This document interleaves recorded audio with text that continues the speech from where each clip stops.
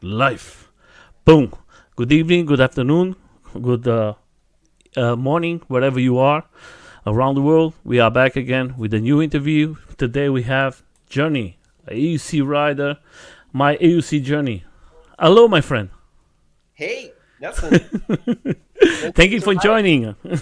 So, Thank first of you. all, like always, my friend, the first question I'll always make to all the persons who come here.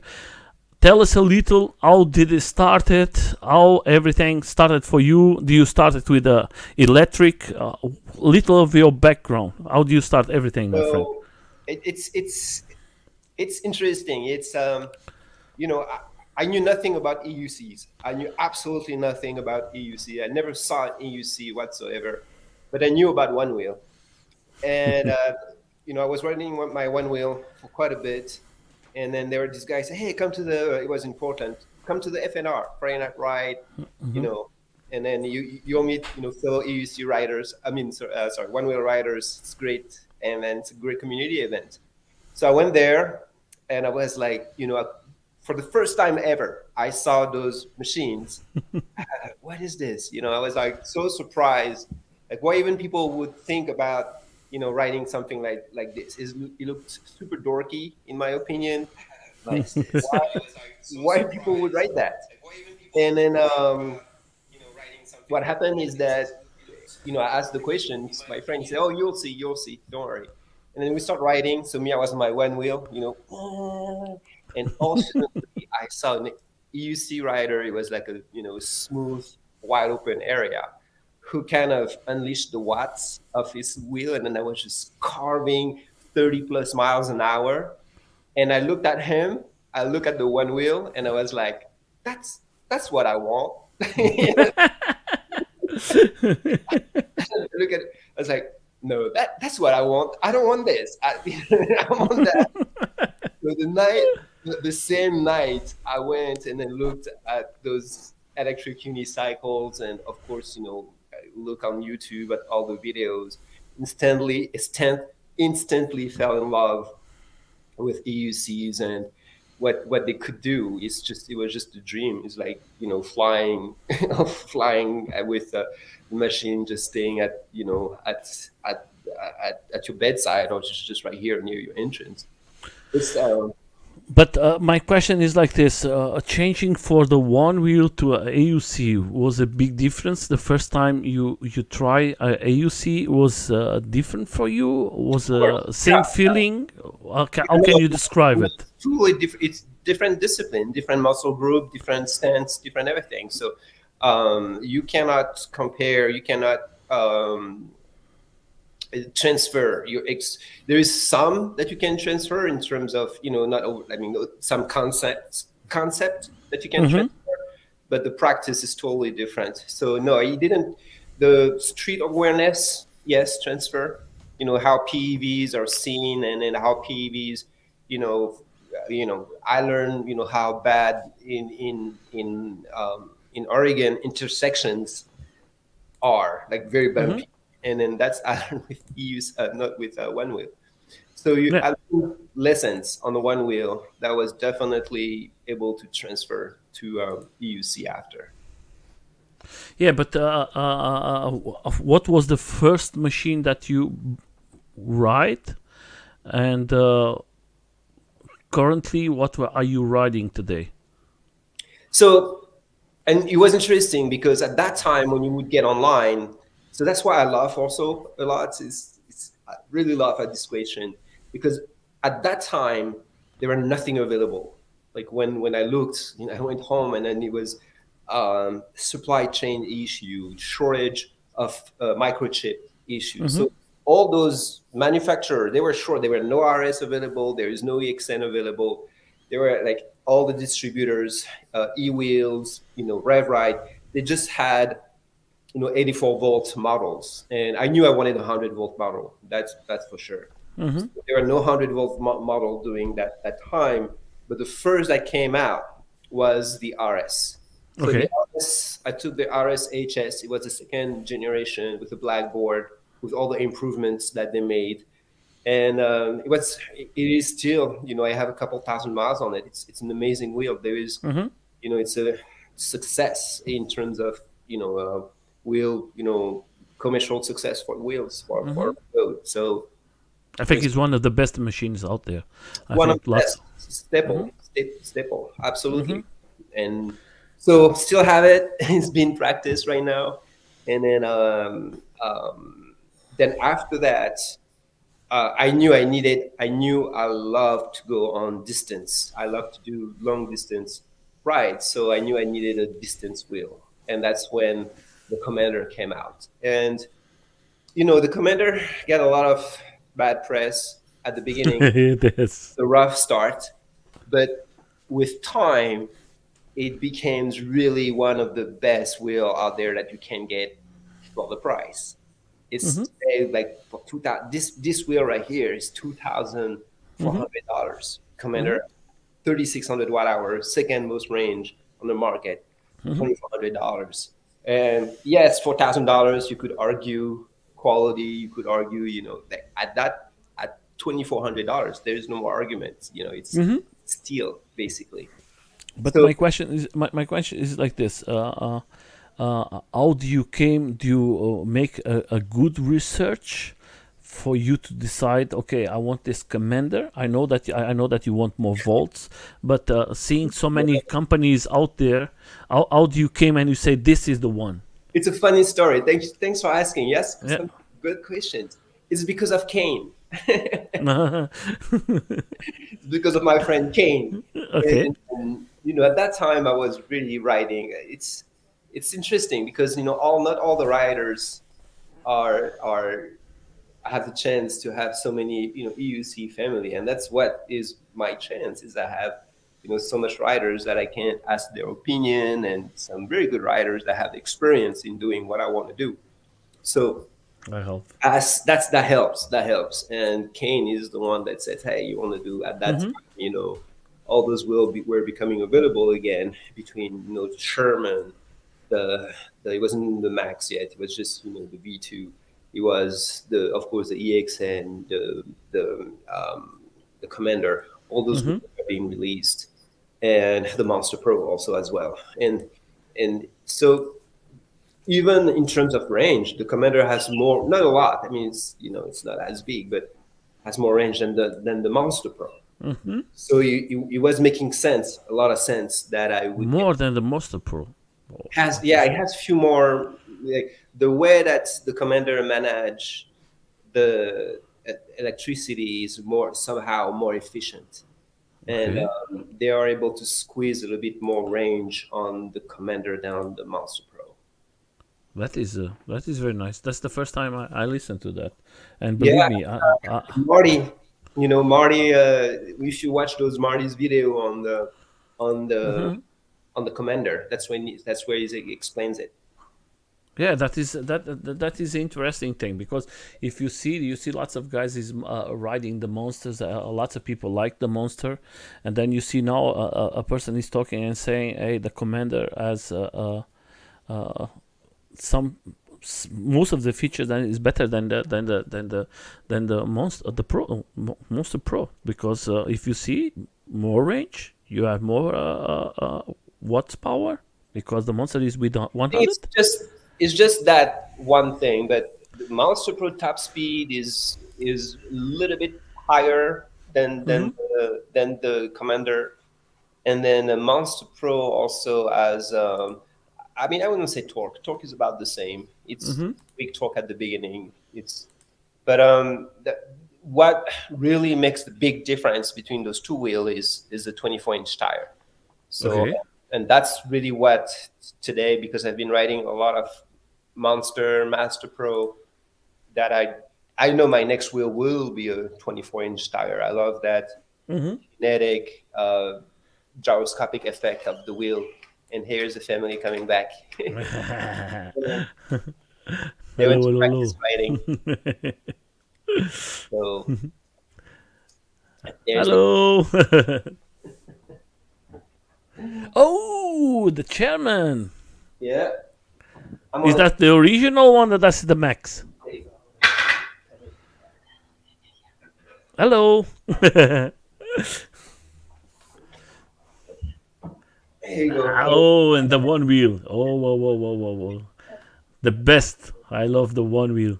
There you go. Oh, here is the one wheel right here.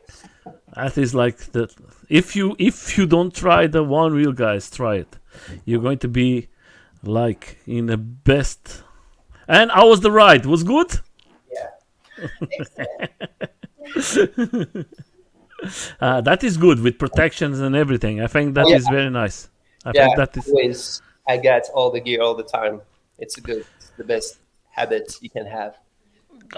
Okay, putting this now, I'm going to put you. I don't want to put you in a bad situation because you have two machines there. That there is always a big discussion about the commander and about the what Sherman do you have there? The original one or you have the Max? Oh no, no, I don't have the Sherman. That's the RS. Oh, that's ours. Sorry, Yeah, sorry. Commander and then RS. Okay, but okay. Then is I was thinking that it was the Sherman. I see it. Oh, very bad. So, but now then we leave it like this. But then that is two different wheels. But then put the Commander, and today is going to come the Commander Pro is out there with suspension. What is for you as a rider? How do you see today having so much machines with suspension?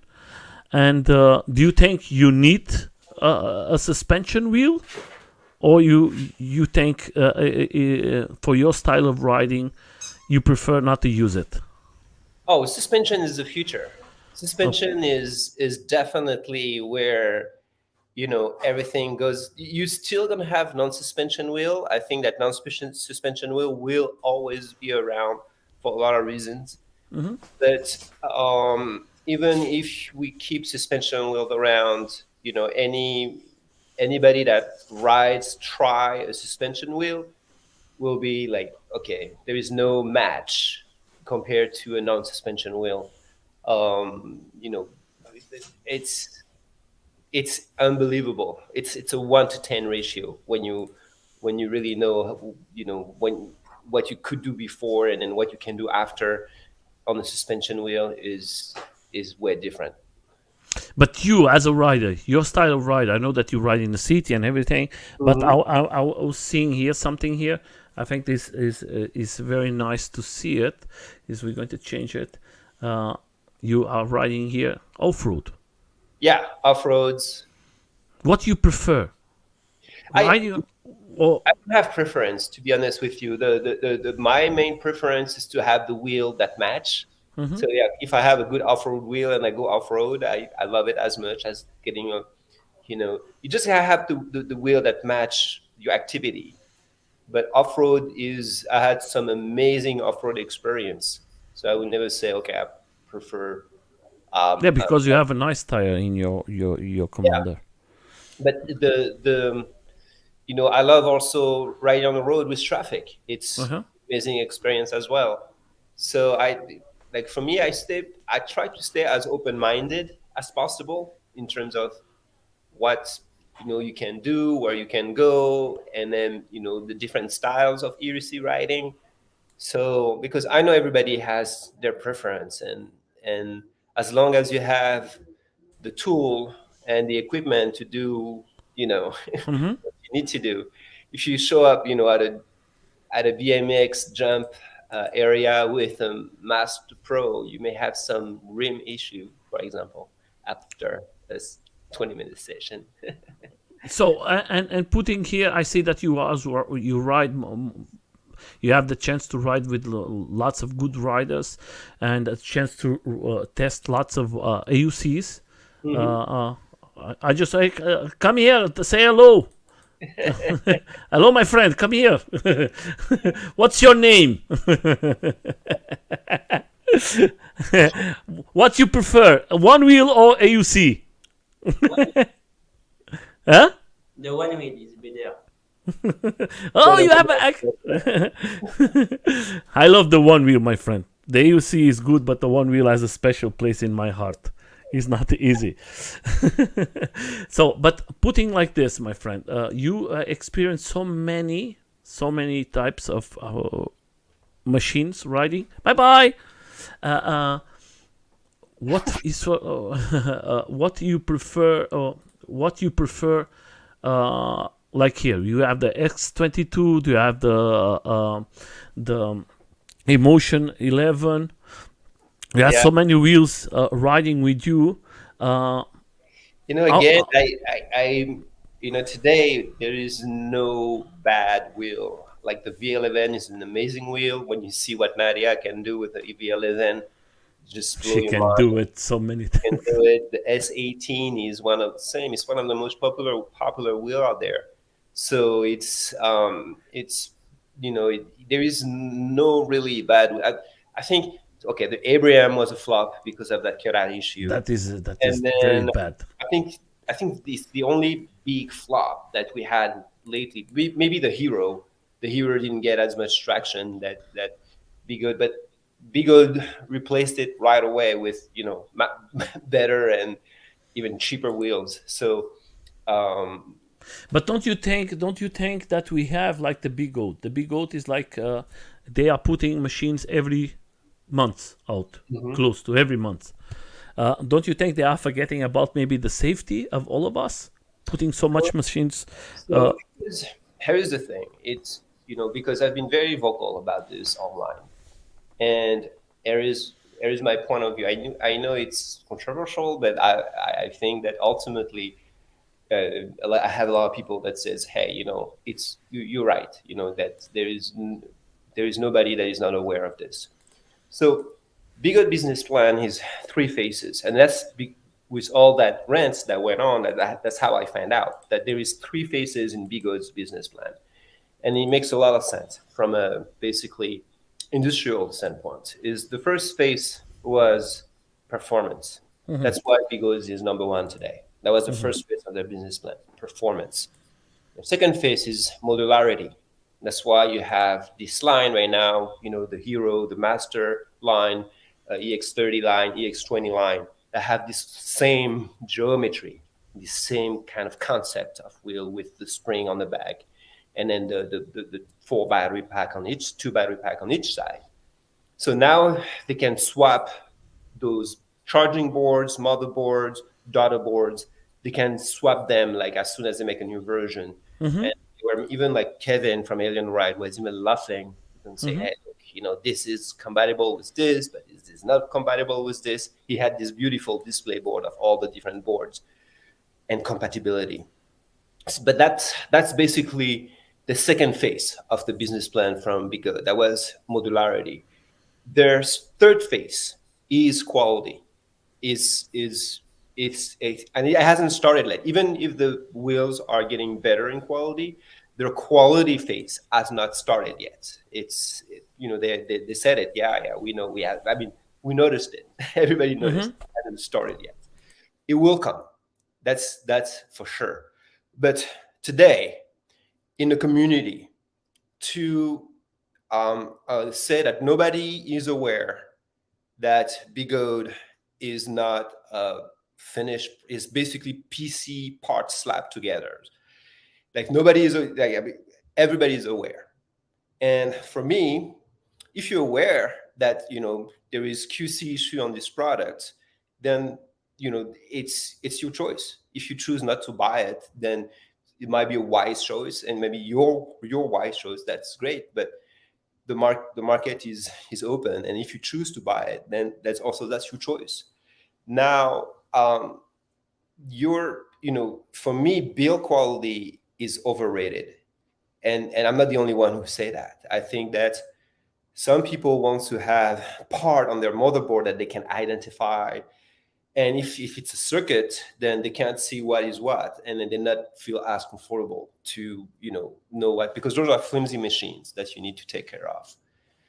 So that's why I've always been very balanced with Bigodes. I think that they have their flaw. There is nobody that knows about their flaw. The fire thing is in the past. There is no, like, the latest wheel that burned was in motion to my knowledge. So it's for me, it if you want quality, be good. was And Emotion or the big or was the King song? I think In the motion, that's the latest wheel that Okay. went into fire. Is V11. Okay. And then but all of them, I mean, when you look at the report, all of them catch on fire. And so it's for me, it's a battery, lithium issue. It's not like a brand, all those brand, and one wheel is too many. So you can't say, oh, Be Good has more. Yeah, but one wheel is too many. So Kingston and In Motion are in the same boat on this issue. But talking about that, I understand you are giving a different version of the Big Old, because we have like the guy who makes lots of videos. We have guys who make reviews, and one of them is the Wrong Way, and is a guy who now today is against Big Old. He don't want to Yeah, make not one video more with him, and I think that is not that as a big discussion. Yeah, because I mean, Adam is known in the community, and it's not his first feud with a professional out there. So that's why people that know him is just like he go backs and forth with the Big Old. I think that fear sells a lot. So normal. If you Do you think that is like a little bias, maybe because you don't receive the ball? I mean, that's the thing. Is just like, for me, I will never, trust. I'm going to put it. Why I have a use trust issue, because one video is screaming, "Hey, mono wheel, fastest," and then the next video he says, "I'm not recommending this wheel." Okay, I'm going to put it that for you better. We are the two of you. We are riders, me and you. We don't receive nothing from YouTube. We don't have no channel of YouTube to receive. Like, this channel is not monetized. That is just for the. Same, yeah. I don't put here companies. I just put riders. It's like this. When you have a question, where do you go? Do you go to the guys who make reviews, or you go to the streets to the riders? Well, I think that you go to your engineers. I think that you don't go to I think, like, in few years when Big Old is going to serve quality, they're going to say, oh, it's because we boycott them and then we ask for it. No, it's not. That's not the reason why they gave you quality. It's because it's in their business plan. That's the plan. That's what they're going to do. They're going to give you quality, that you want it or not.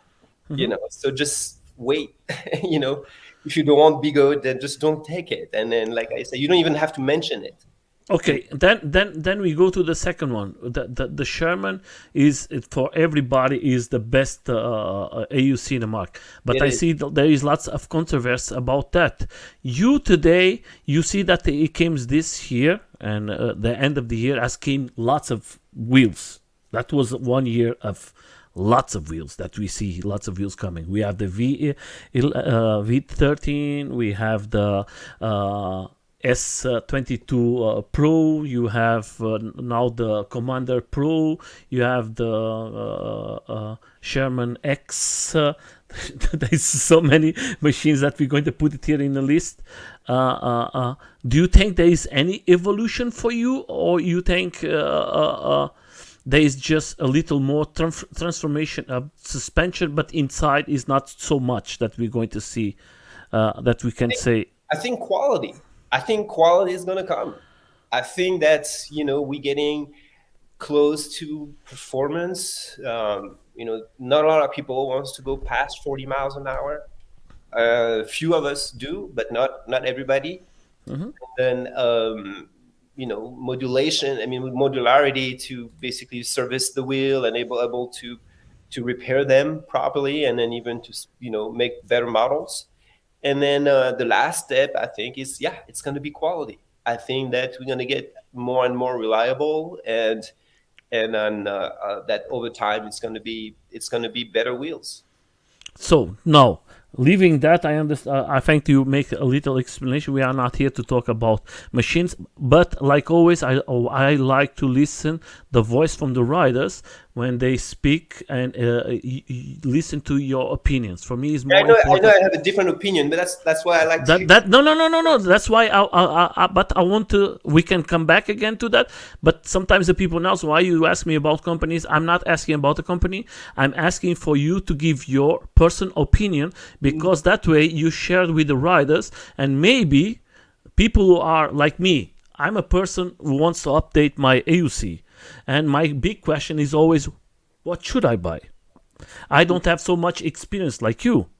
I have more experience as skater. And here is my opinion: you cannot go wrong. There is not one EUC today that you buy and then you're gonna go wrong on it. This is why I'm like, Uh-huh. why are you even talking smack about EUCs? There is like, yes, there is one, and we know, and then apparently, if you know, which is great, if it's true that is fixed, the Abraham is fixed. So Okay. you know, it's there is not one EUC today that you can buy and you can say, hey, I went wrong with that Okay. it's I mean tell me, Nelson, tell me what EUC today is a bad EUC. I want to know.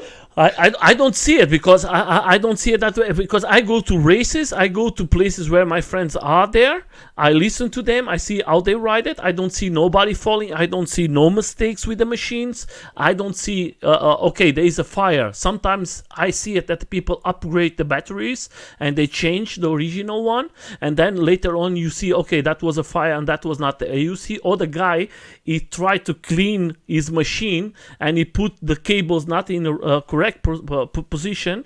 That is always factors that you cannot say, okay, that is how can I say it? User error. Yes, that is not from the factory, but because of the person make the mistake, he don't want to say that the mistake was from him. It's easy to put the mistake to the company.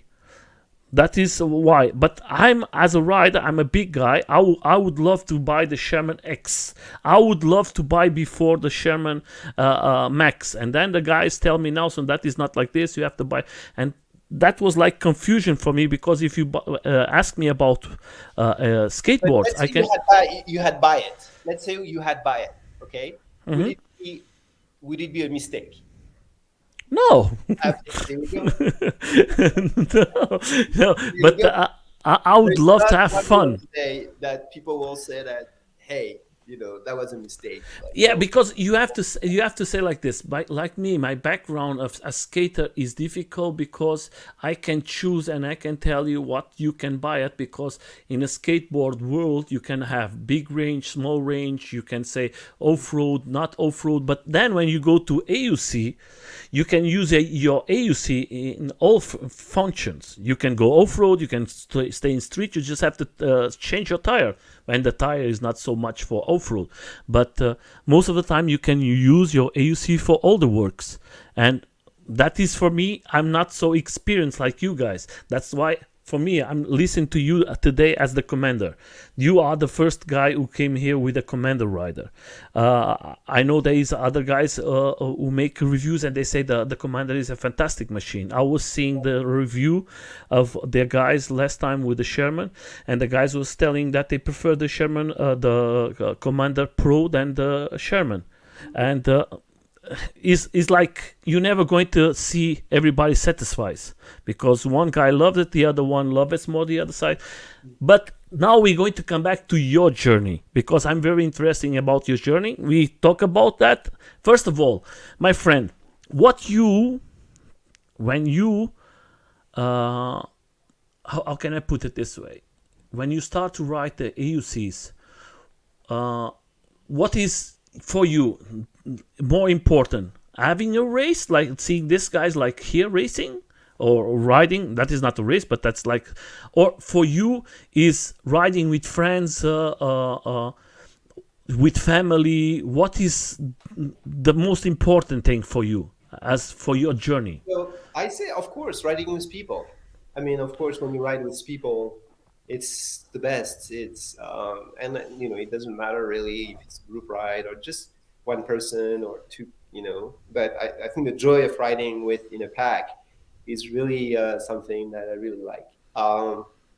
But more than riding, it's the community. It's you know the like-minded people just getting together and you know enjoying themselves on a ride. I think that's what I like. I think the most. I like to ride by myself a lot too. You know, Well, you are a lone rider like me. there's a balance. I think there is a balance. I think it's important not to depend on people when you're out there. It's like Okay. it's important to be Do you self-sustained, do you self-sustained. like big groups or you like small groups when you go? In both, like I said, I like every once in a while on Friday. I like to go to Friday night, groups or big group ride with 50 plus people, and then sometimes you just get 3, 4, 10, 12. It really varies with the community. There is all level. If the level is lower, there tends to be more people. If it's summer, there tends to be more people. So it's there is for everybody out there. That's what I really love about this sport. It's very inclusive.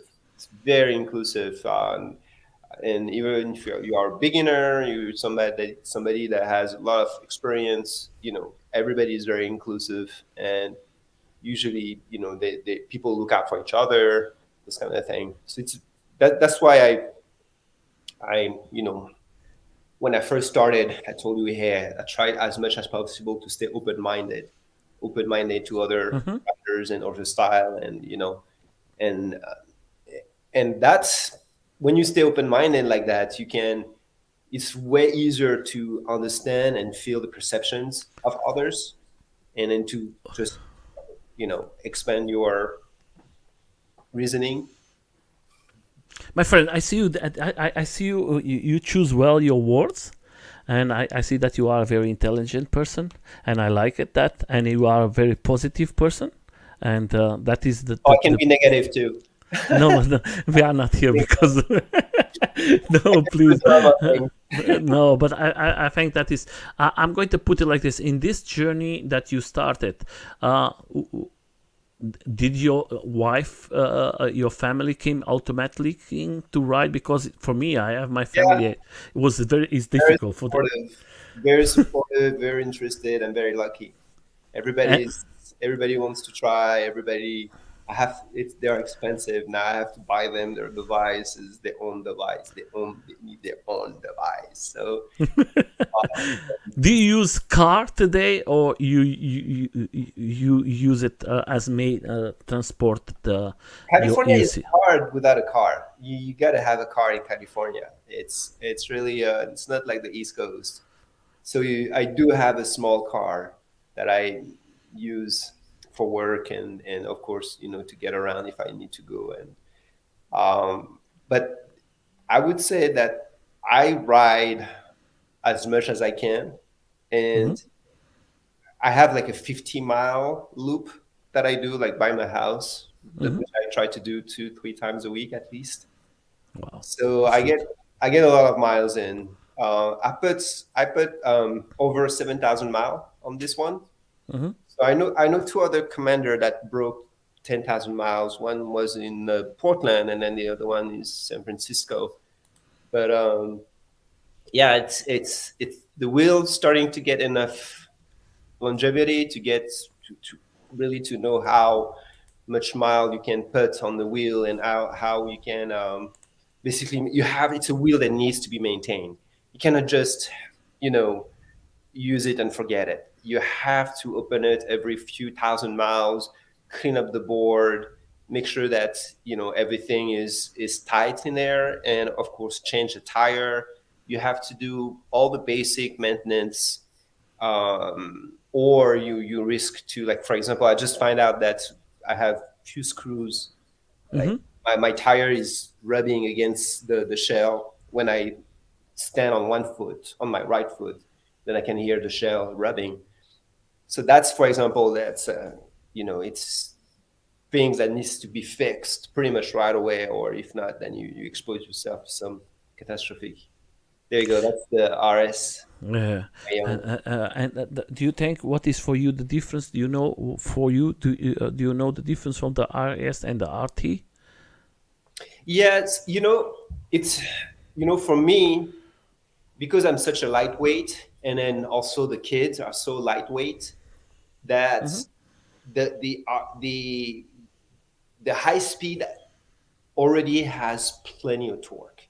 Okay. High speed version already has plenty of torque, and if you take the high torque version, I think I always tell there is two. situation that is going to be useful is like if you over 300, if you 300 pounds rider, then yes, get a high torque. Or if you do jumps, if you go and then have, jumps, then That yes. means for me is the high torque is better. Yeah, yeah, yeah. I'm a big guy.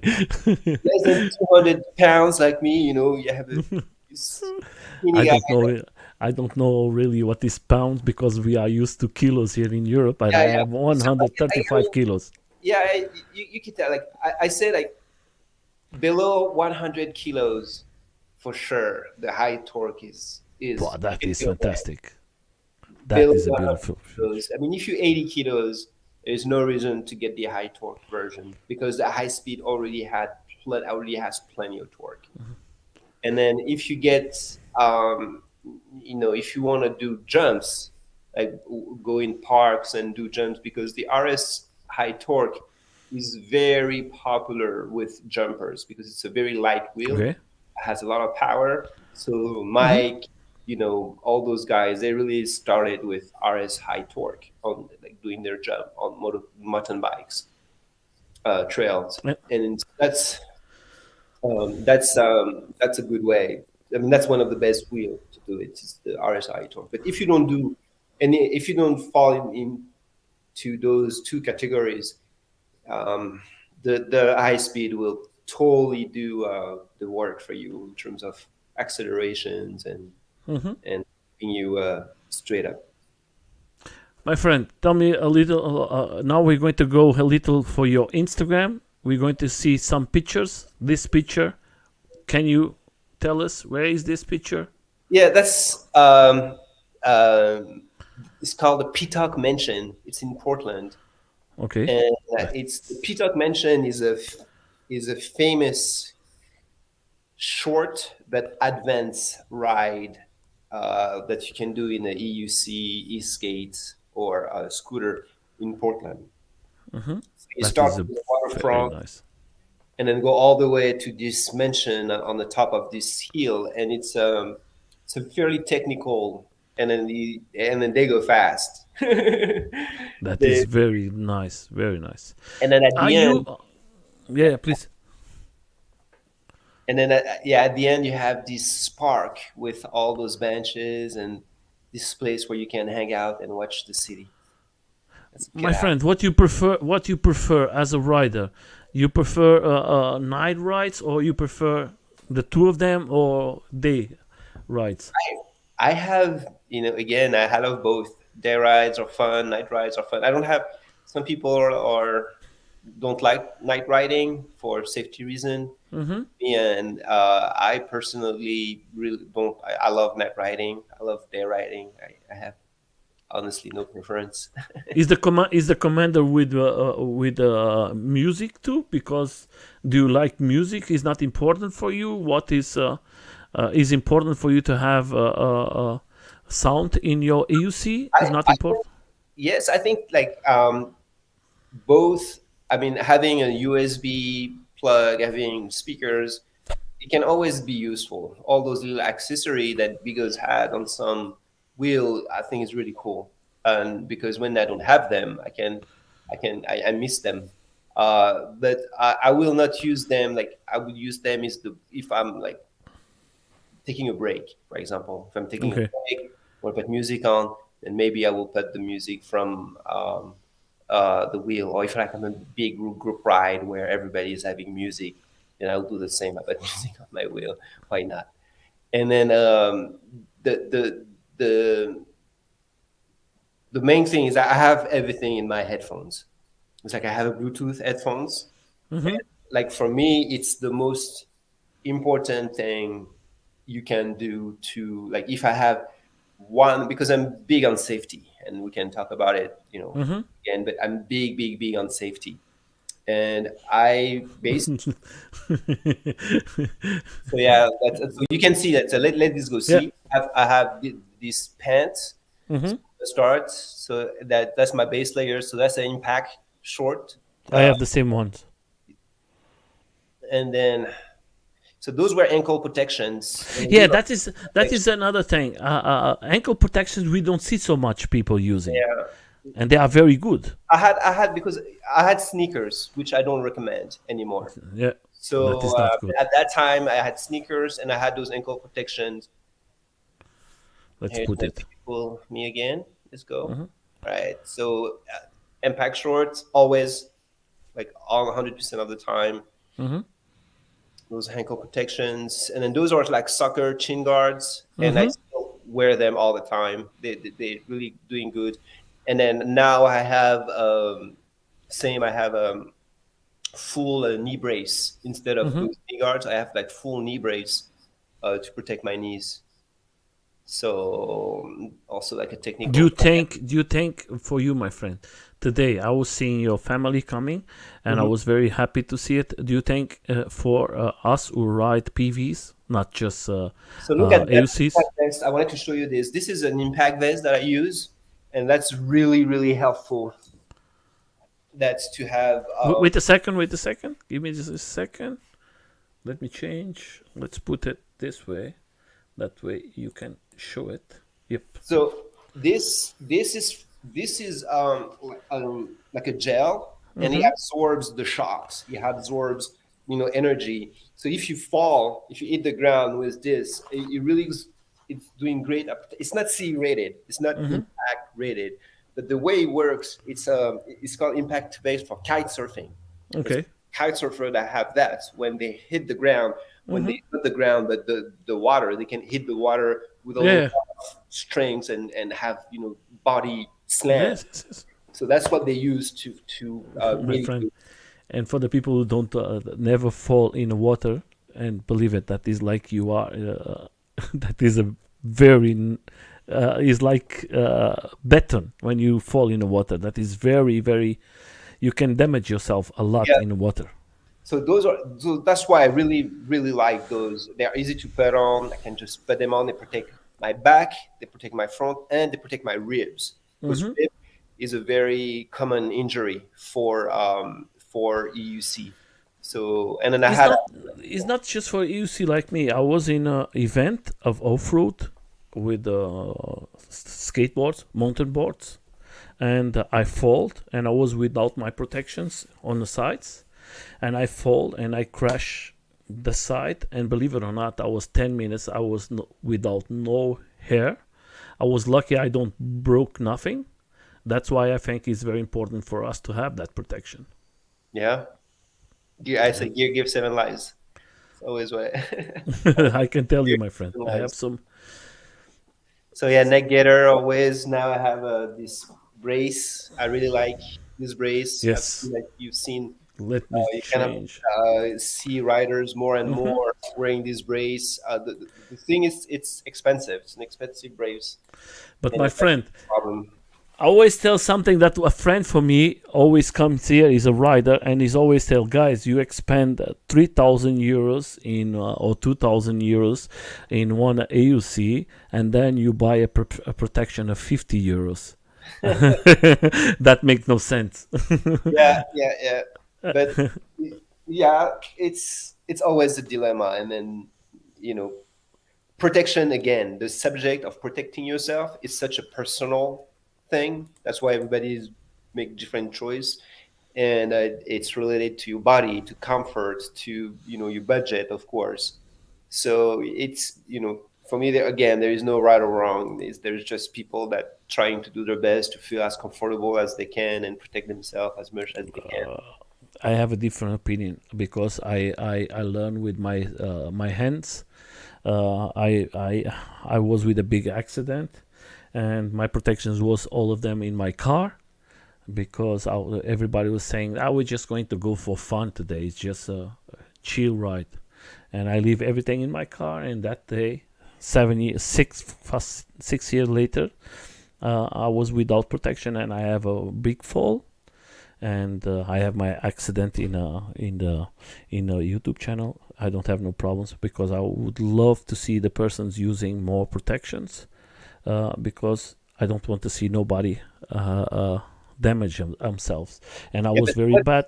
the best way for Hmm? that? It's like for me, the question is like, okay, we all want people to protect themselves better. We all want to have a better, Hmm. fitness, and then all the gear all the time. So what's the best way to have that? I think you don't have to have all the things, but you have to have the important things like a helm, your hand guards. That was my hand was broken. My hand is never going to be the same, and your knees protection, and not using sport shoes, using other type of shoe. That is the only thing I say is important for you to have for every day. The rest you can choose yourself if you want it or not. I think you have to be better geared. Is the same if you are riding another device, not just electric, but that is that is everyone can choose and do whatever they want. I tell always, guys, from my side, my point of view, don't forget we make mistakes. The machine can make mistakes. Other person can make a mistake. Can happen. It's a bad day. If you can be protected, that is always going to be better. I see your family coming now, and I was so happy to see them protected. And I think that is the important thing. Have fun, and maybe you can fall, but next day you can ride again, and you say, okay, that was the experience, but I was protected. I know lots of people say, oh, that is like Robocop. I look like the Robocop. It's no problem. I don't care. Do you understand? Yeah. But No, for me, it's I don't know what's the best way, and that's why I ask. And then maybe my way is not the best, but I'm just trying to be an example. I just try to be like, you will see me always with all the gears all the time, and then unless, of course, it doesn't make sense. Sometimes, yeah, you can go without gear, but then don't run 40 miles an hour, on the beep with no gear. but you know what happened when we are riding with friends is the same. If you are riding with bicycle, it's the same. The first one starts to go faster when you see you are going faster, Yeah, because peer pressure. Yeah, but at the same time, if you really, in that case, you should be geared up. yeah, In that I case, think it's better for us to gear up. Sometimes you are in a group ride and somebody falls, you come in the back and you fall again with them together. It's always please guys, like you tell, that is a big debate. Everybody can do whatever they want. I just tell from my point of view, as me, as Nelson, I always tell, lose your time, oh, put a nice gear. there is gear leaders that will not let you get on their ride if you're not geared up. I'm a guy when I There make my is group leaders rides. out there. They say if you're not geared up, you can't tag along. If Right you on. go to an event, for me, because I live in Germany, it's illegal to ride. So if you go to event, for me, I don't let you go out. You have to have, the only thing you have to have is a helm. Yeah. That is, you have to have 100%. If you don't have it, don't come. And then there's other rides that just let you do whatever. Yeah, but I'm not. I Yeah, don't want. everybody has his own. It's again, feeling safety, and it's such a personal. You can give science. Science is clear, but judgment is everybody's I judgment. don't give us judgments. I always put in the beginning, before that happens. That is the only thing we need to have, is to be protected. We want to have fun. I'm a cook. My profession is a cook. I always bring a nice buffet. I always do everything very nice for my friends. I don't want no money. I organize everything for us to have fun. I just ask to everyone, guys, don't get hurt, because you're going to destroy your party and you're going to destroy the party for the other ones. Have fun, enjoy yourself. You don't go to 40 miles an hour. Just enjoy your freedom. And that's the way I always put. But I don't say to no one to go faster or slowly. I just have to everybody to think a little and have fun. It's so amazing. I can tell you, my friend, I was. How can I put it? I have other sports. I have made other sports in my life, and today I love to ride my EUC, my one wheel, my skateboard. I love to have fun, meeting new persons. It's like your journey. That's why I'm interested in your journey, because it's like this, my friend. I think lots of good riders in USA, and I understand that you have experience of riding, And that's why for me it's always important to have a new rider here that I can learn with you a little more. You know, I try to transmit as much Look knowledge at this, that's so nice. as I can. That's for sure. I like to share, but that's why I have that platform. But the like for me, it's really it's really a personal. It's something is personal. When you ride on your wheel, and for sure you need people to what people is gonna have. They're gonna accelerate your training. It's what and then your competences and push your limits. And that's what the community is for. They're gonna increase your knowledge, your intelligence in everything that you on the road. So that's what is important to ride with other people. But at the end, it's still a personal journey. It's still, when I say my EUC journey is what I choose to do during my EUC journey is totally different than a lot of people choose to do. So that's why I love about these sports. It's there is like for me there is no bad will, there is no right or wrong. There is only you know there is only I would say people that comes with, generally speaking, I mean, Wow, guys, yeah, nice with ride, yeah. fear, and people that come with fear, fear of cutout, fear of whatever happened outside, and fear of fire, and then other people that come with confidence that is, the best sports, confidence that it is a safe sports, confidence that, that people are in this community are really, looking out for the best. And so that's for me, that's the big picture. It's how do you position yourself as a writer within this big picture, big community, and how you enjoy, and that's you don't get caught in too much the drama. And I think it's normal that we have this drama in the community because we're young. It's a very young community. It's the leaders and are all young. The sport is young. There is no rule. We are, like, from a legal perspective, we are in a total gray area. So because that creates a lot of drama, that creates a lot of drama. But It's not easy. How do you do it when you finish here, right? Do you have to clean it, everything?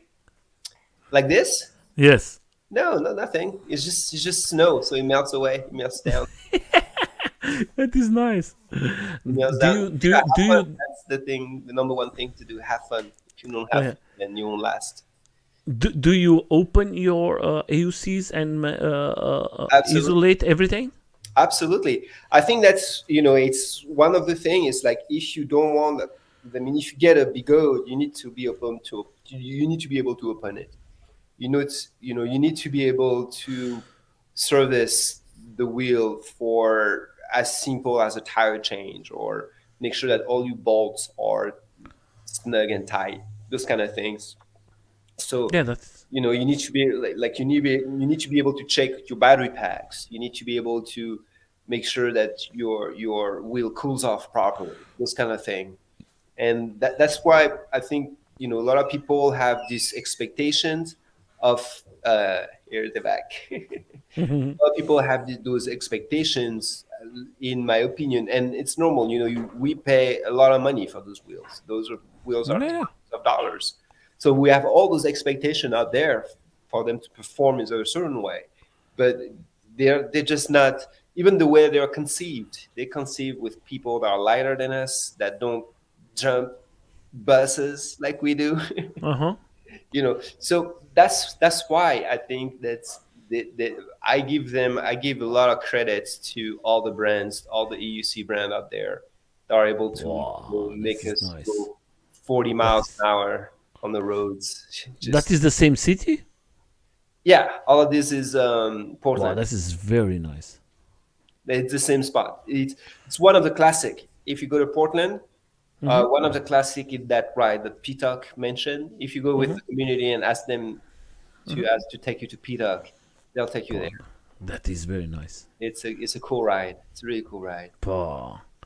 So then putting here, you are a person who goes a lot to rides. Who organized this most of the time? You are invited? Do you It's organize yourself? there is few leaders in the community that always organize the rides, and then you just connect with them, and then most of them are on Telegram. Mm-hmm. It's where the most groups right now are organized. It's on Telegram, Mm-hmm. and then from there you just show up to the ride, and just ask and see how they ride. And it's every ride is different. You can never know. Yeah, that's why I ask you this, because now I'm seeing here you are with the one wheel that is you and Yes, on the back. and yeah. Yeah. No, I mean it's a big PV community. It's not only one wheel; it's also e-skates, also a lot of e-bikes. So it's a lot of different PVs that get together and then to organize all those group rides. But from the start, from the point that you start. Sorry, please. Oh, no, no. I mean, I was just saying that a lot of people have e-bikes and EUCs, or they have one wheel. They have multiple. Yeah, multiple. Like me, I have multiple things. But today, I'm going to put from the first time you change from one wheel to the AUC. Do you expect the AUC is going to be so gross like is today? How do you see the AUC today? The do you think that why is the AUC grows so much and coming maybe maybe the number one PV that is I don't coming? know. I mean, there's way more in the US. There is way more one wheel. One wheels are a ratio to 1 to 10, I would think, in the US. But So, that is more California, more like that, oh more yeah, where all you have. everywhere, not only California. If you go to, one wheel, they have billboards, they're advertising during big events.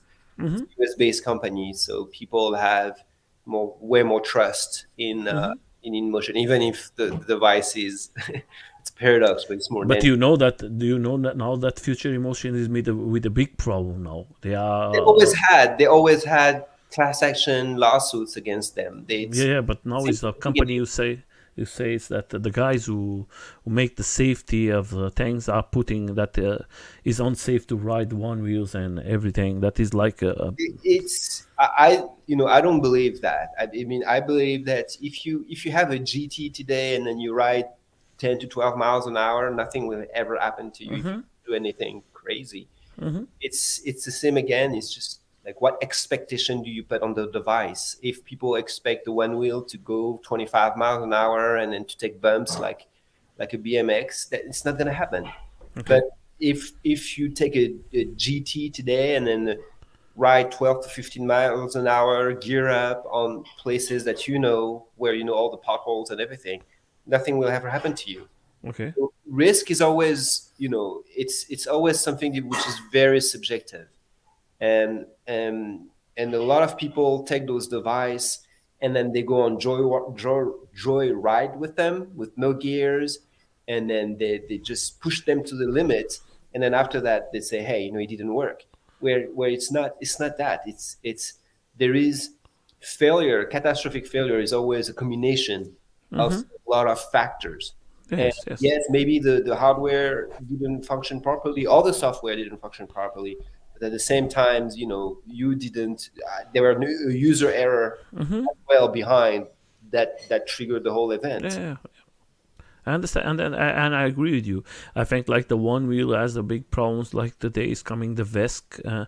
Lots of people, and that the VESC. If you don't know what is a VESC, you have to. I think the Future Emotion create that to have safety, not go too much fast, too much risk. They go more for the safety. You can go faster in a one wheel. The one wheel can go faster, but they put it, okay, that is the limit what we're going to give you guys. That way we're going to have the safety side. And It's what Ocean's trying to do with the V13 right now, yeah, and that didn't work. And I mean, it's not that it didn't work. It's like there is one rider that was able to beat the system, that to still beat the yeah. mechanism and cut the wheel. And Ooh, he cut the wheel. yeah, there is a rider that cut the V13. So Wow. of course the whole social media went off on that. That's funny. It's like for me, it's I mean everybody's laughing at It's this. the first time I listened from that, my friend. That is Oh, the first. really? So no, it's been a couple of days now that there is quite a bit of drama about that Ooh. cutout, and because some people say it was writer error. I personally don't believe it was writer error. I think, and they admitted that there were a software problem behind it, but but for me, it was still a combination of both, a writer behavior that Mm-hmm.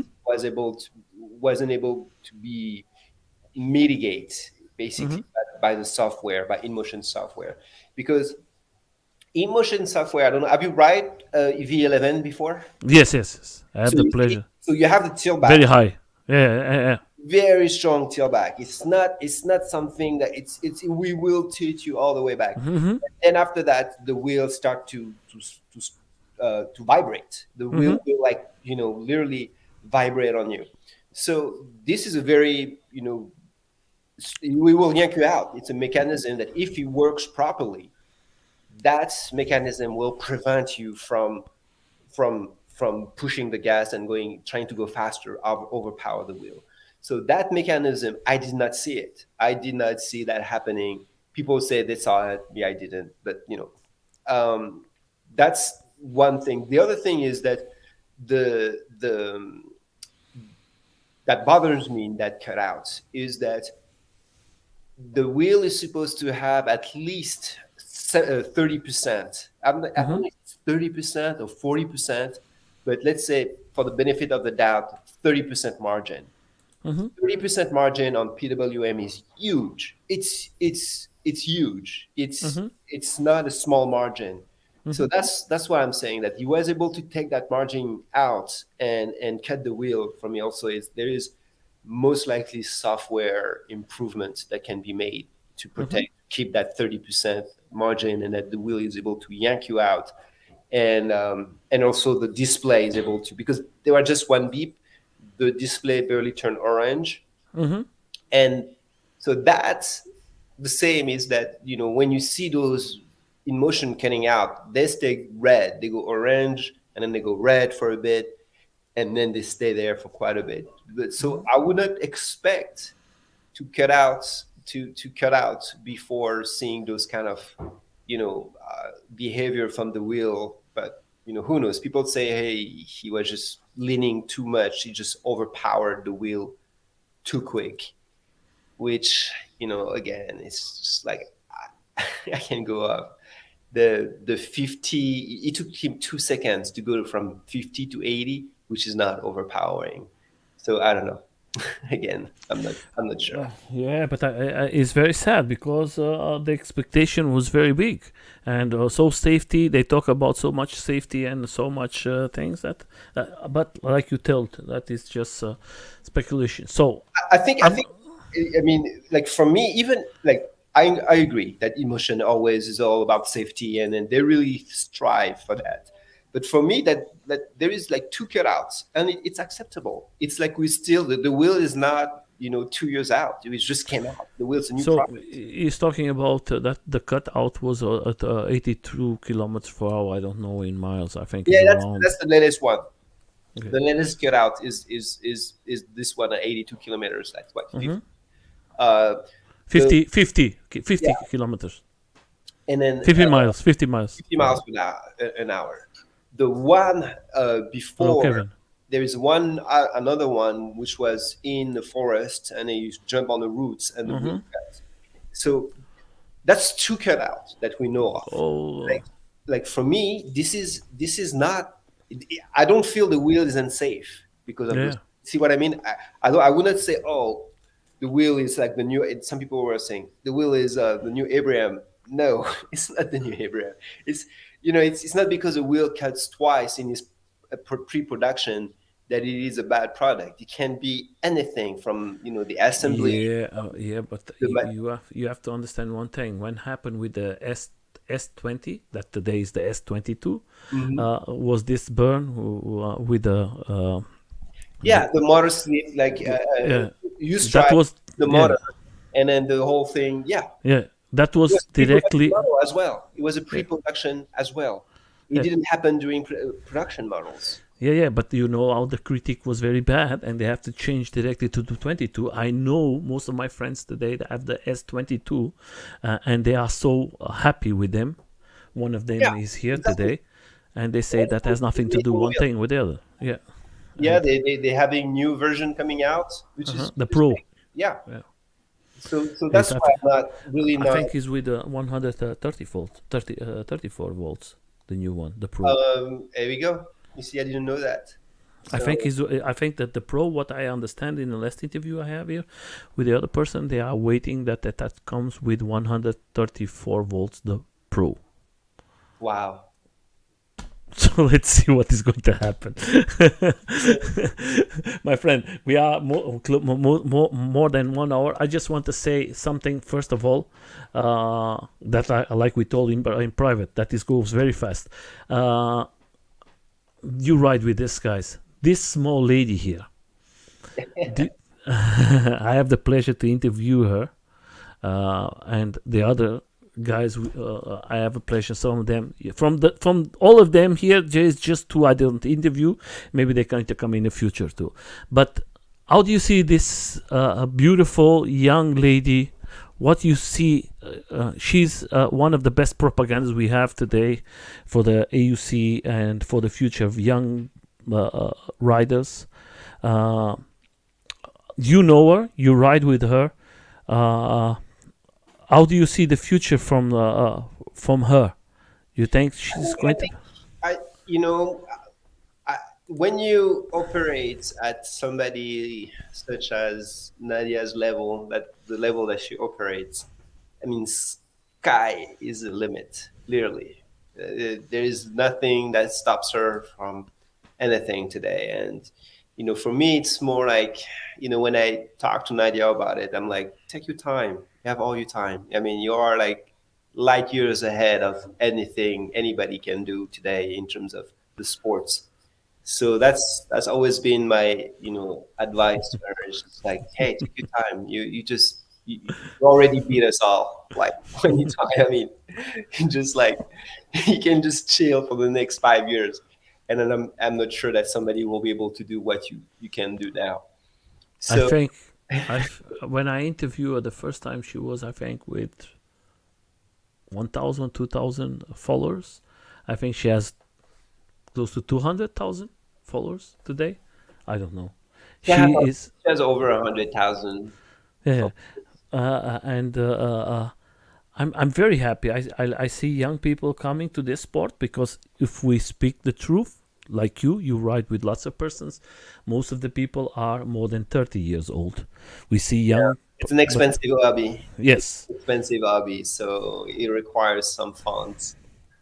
but you are seeing now, maybe in the future we're going to see more because now you have to think what we buy about some years ago now you can buy in second hand for a good price. Yeah, true. And that's why you see more young people now having because they buy in second hand and there's the possibility to buy it, and that's why it's good for always to come new things that the prices from the second hand. And I'm always the first guy to say young people is the future, is the new generation, and we have to bring them here to this sports. Yeah, uh, yeah. Well, I mean, there is a lot. I mean, not a lot. I exaggerate. There is few kids out there that really, are an inspiration and the future of the sports. And but like the best is always take your own kids or your own nephew, your own neighbors, and then yeah, get them on the wheel, get them hooked. I put the question, then we change this up to the one you before we finish this. I would like to see how do you see and how do you imagine the AUC when you start to ride and today, because it's a big change from the moment you how many years do you have Yeah, now riding? I knew I wanted to do speed ride. I knew like from the first time that I've seen what those machines could do.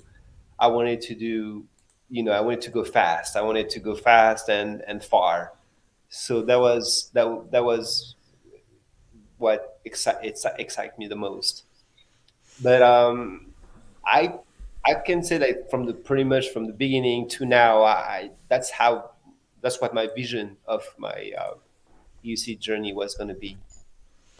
And So you think what you like, you, my friend, in your future journey, what do you think should, and what do you love to see updated on the future for the AUCs? I mean, quality for sure. I think that, and I believe it's coming. So that's why I'm just waiting. I have a wheel which is very, really reliable right now that I don't need to worry about, and I'm just gonna wait for like second, third batch Mm-hmm. of probably the Master Pro. That's the one because that 4,800 watt hour is just the best, Mm-hmm.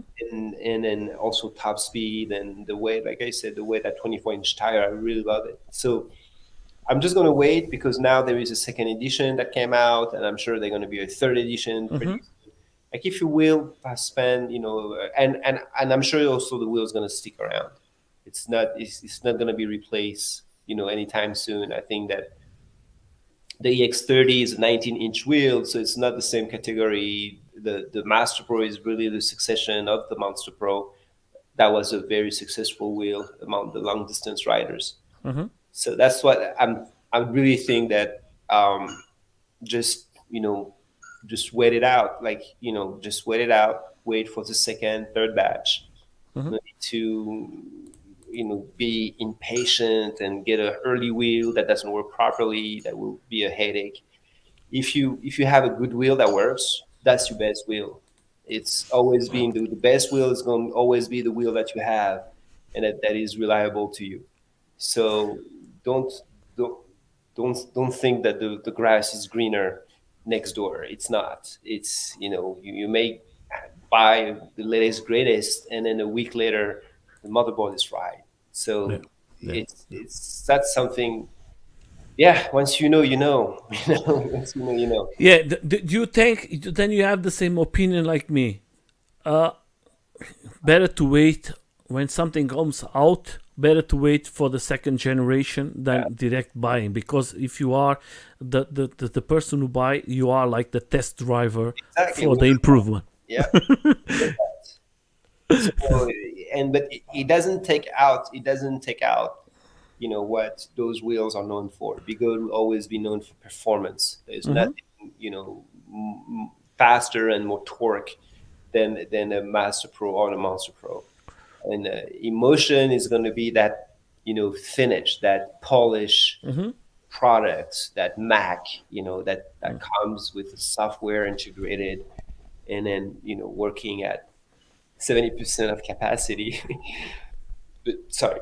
So that's emotions. What's emotions going to be? And I think that the Kingston also is strive for reliability. I think this is a company that's been putting a lot of reliable wheels, and from that you can see from that publication from EUC World for the 30 best wheel. In motion, King Song is way better than I expected. There is way more King Song reading. Kingston is way more present in terms of the most used wheel out there than I thought. Mm-hmm. More than in motion and more than Bigo. They have a much bigger share in the market than I expected. So which is great. That's what we want. Is again, competition is good. So I would. My friend, you was you ride fast to the one wheel. You was a good one wheel for a ride, huh? I'm seeing here you was a good rider, my friend. I'm Do not you sure. ever? One wheel. Yeah, I'm on the one wheel here. Yes, yes, yes. You are in one wheel. Yeah, it's possible. Yeah, yeah. Yeah, yeah, yeah, yeah, yeah. Do you ever try the one wheel with the chair? With the chair, with the chair. Oh yeah, yeah. Yeah, I was on the one wheel there. Yeah. yeah, yeah, yeah. I haven't. I have not pursued it. I really Look, need. look, look. That's the one in one wheel. It's a different. It's a A different. different style. You see you see directly that a different position of riding one wheel for the AUC. Yeah. The one wheel seated is a trip. The Just I always tell to this one. I cannot tell nothing, and you maybe not. It's like this. Or you love it or you hate it. I love the one wheel, and I don't want nobody to buy it or something like that. But I always keep my one wheel. I always have time to go for my nice journeys, and it's Yeah. so a different style of riding the other Jean device. says early review at unreliable. Yeah. It's here. I put it here. No, yeah. I was no better testing now. Buying are better testing. Okay. Yeah, you have direct in the front. There is the comments from uh, early reviews are not the best way. Is always to try the wheel. Yes.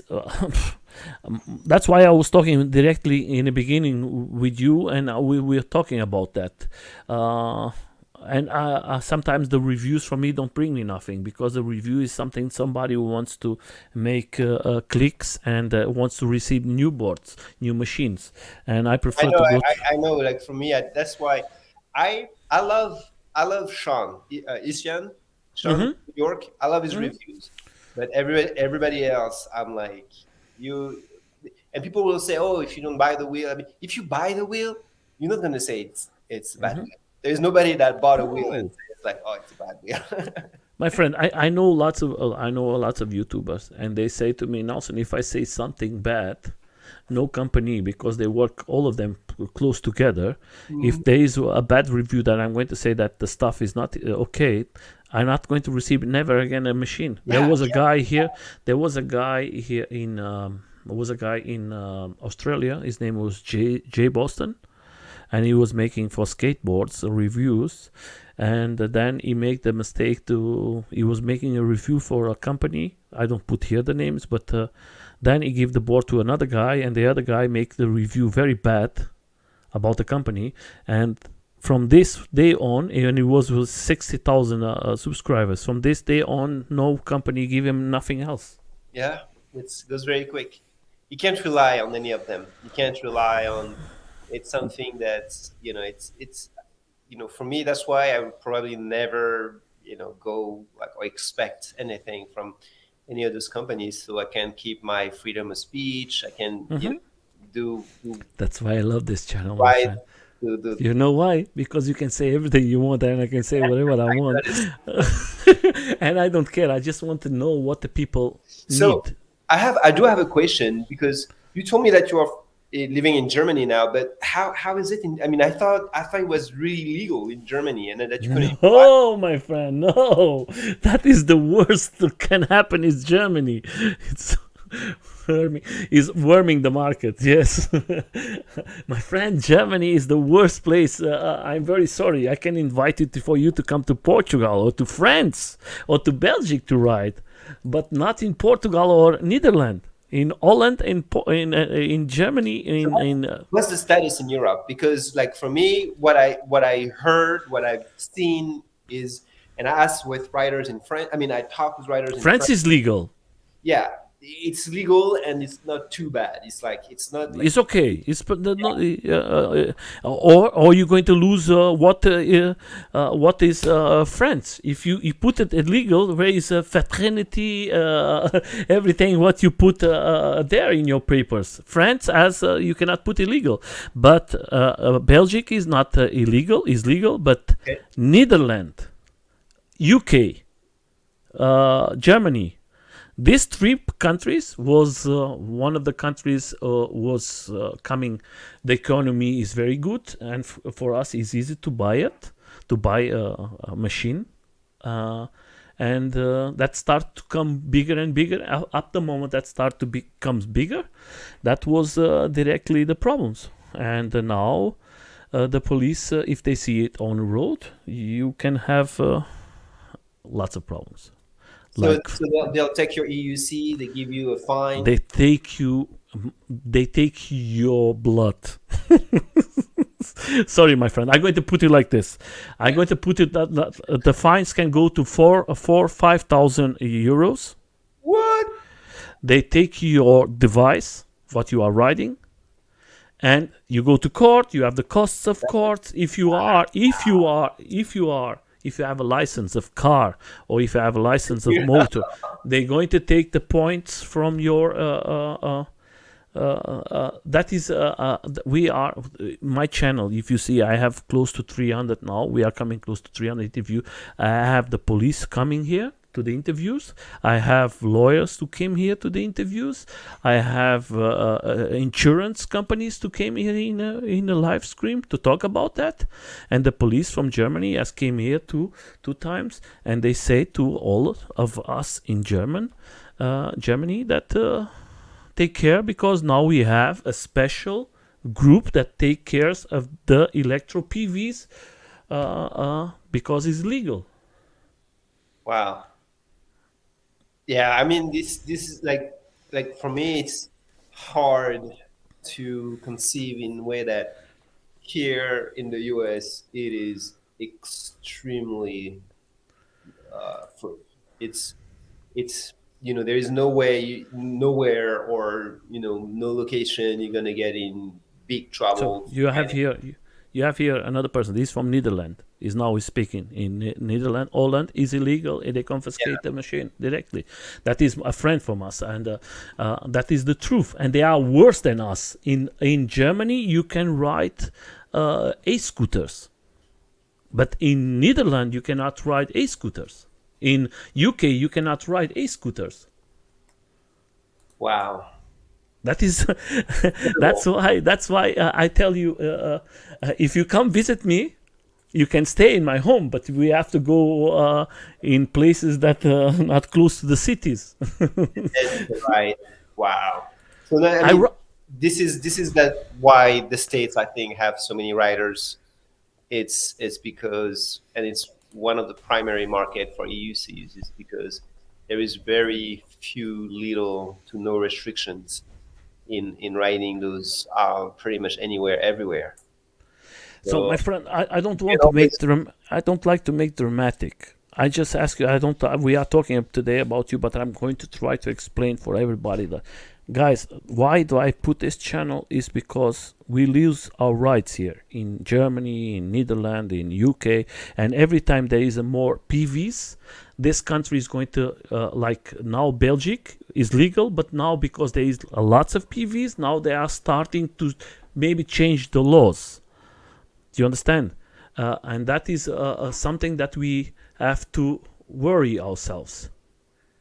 Yeah, but my friend, yeah, Kevin is saying in UK is only legal in private land. Yes, in every country, in your private land, you can do whatever you want. That is not the problem. In Germany, is legal to if I ride here inside of my home, is no problem. But if I go to the streets in Germany, for you guys to understand, is not illegal. In Germany, is like this. There is a law. If you have something with motor, you have to have insurance. That means if you have, like us, the EUCs, the skateboards, the one wheels, there is a motor.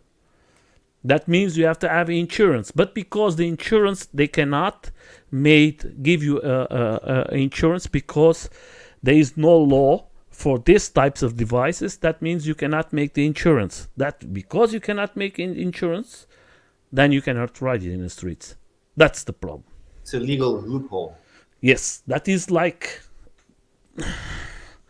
and believe it, my friend, I have demonstrations here. I fight for our beer to be legal here. I do lots of stuff. I go around Europe to all the places, and believe it or not, it's not easy. And every time you open 10 doors, close it 100. That's why if you guys are legal in wherever you are, like this, when I'm seeing something like this, my friend, like you here, that is beautiful.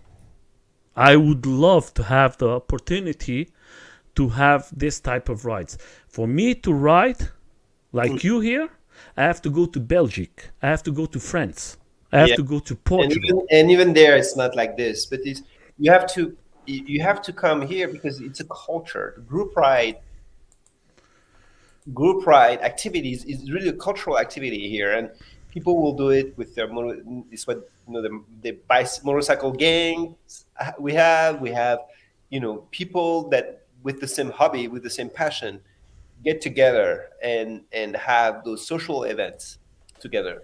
So same as PEVs, same as we would be on a Friday, and then we would be meeting all those like bicycle group ride, roller skating group ride, all of those different type of activity group ride, and so that's why I think it's really a cultural thing that we have here, that people on Friday night and the weekend gather together, and then No, my friend. No, no, no. In Europe, we have that, but the people are afraid. Now they are afraid to go out. They are. right, but and like I say, here they will never be afraid. Yeah, yeah, but that's the big That's the problem. main Here thing. we have so many people who love to ride every day, Mhm. and they don't ride. And today they are out of the medias because the police, when he was here with me, they tell us, don't forget one thing: what you put in the media, we can use that against you. Yeah, If you are riding AUC, I can take the video, I go to judge, to the court, and I say, okay, that is enough. yeah, that is maybe one day they start here, but it would be Yeah, yeah, but you are some states in USA are starting to do that. Watch it, my here. friends, because of the stupid videos, because people doing I don't stupid think things so. on. I don't think it's the stupid videos. I think that those videos, it's like when you look at all the different sports, look at all the different sport that there is, bicycle, there is always people who have been doing stupid things in every sport. And doesn't mean that those sports are banned. But my There is, friend, you have to understand one thing: the media has changed in the last 10 years. From now on, they use everything we do. I can tell you because, like me, before about 4 years ago, we was close to be legal, and then was an accident in Berlin with a young guy.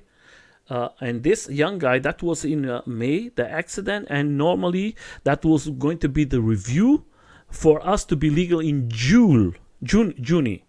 So, and then the young guy has an accident in a taxi driver with his a scooter, and that was with 15 years old, and he died.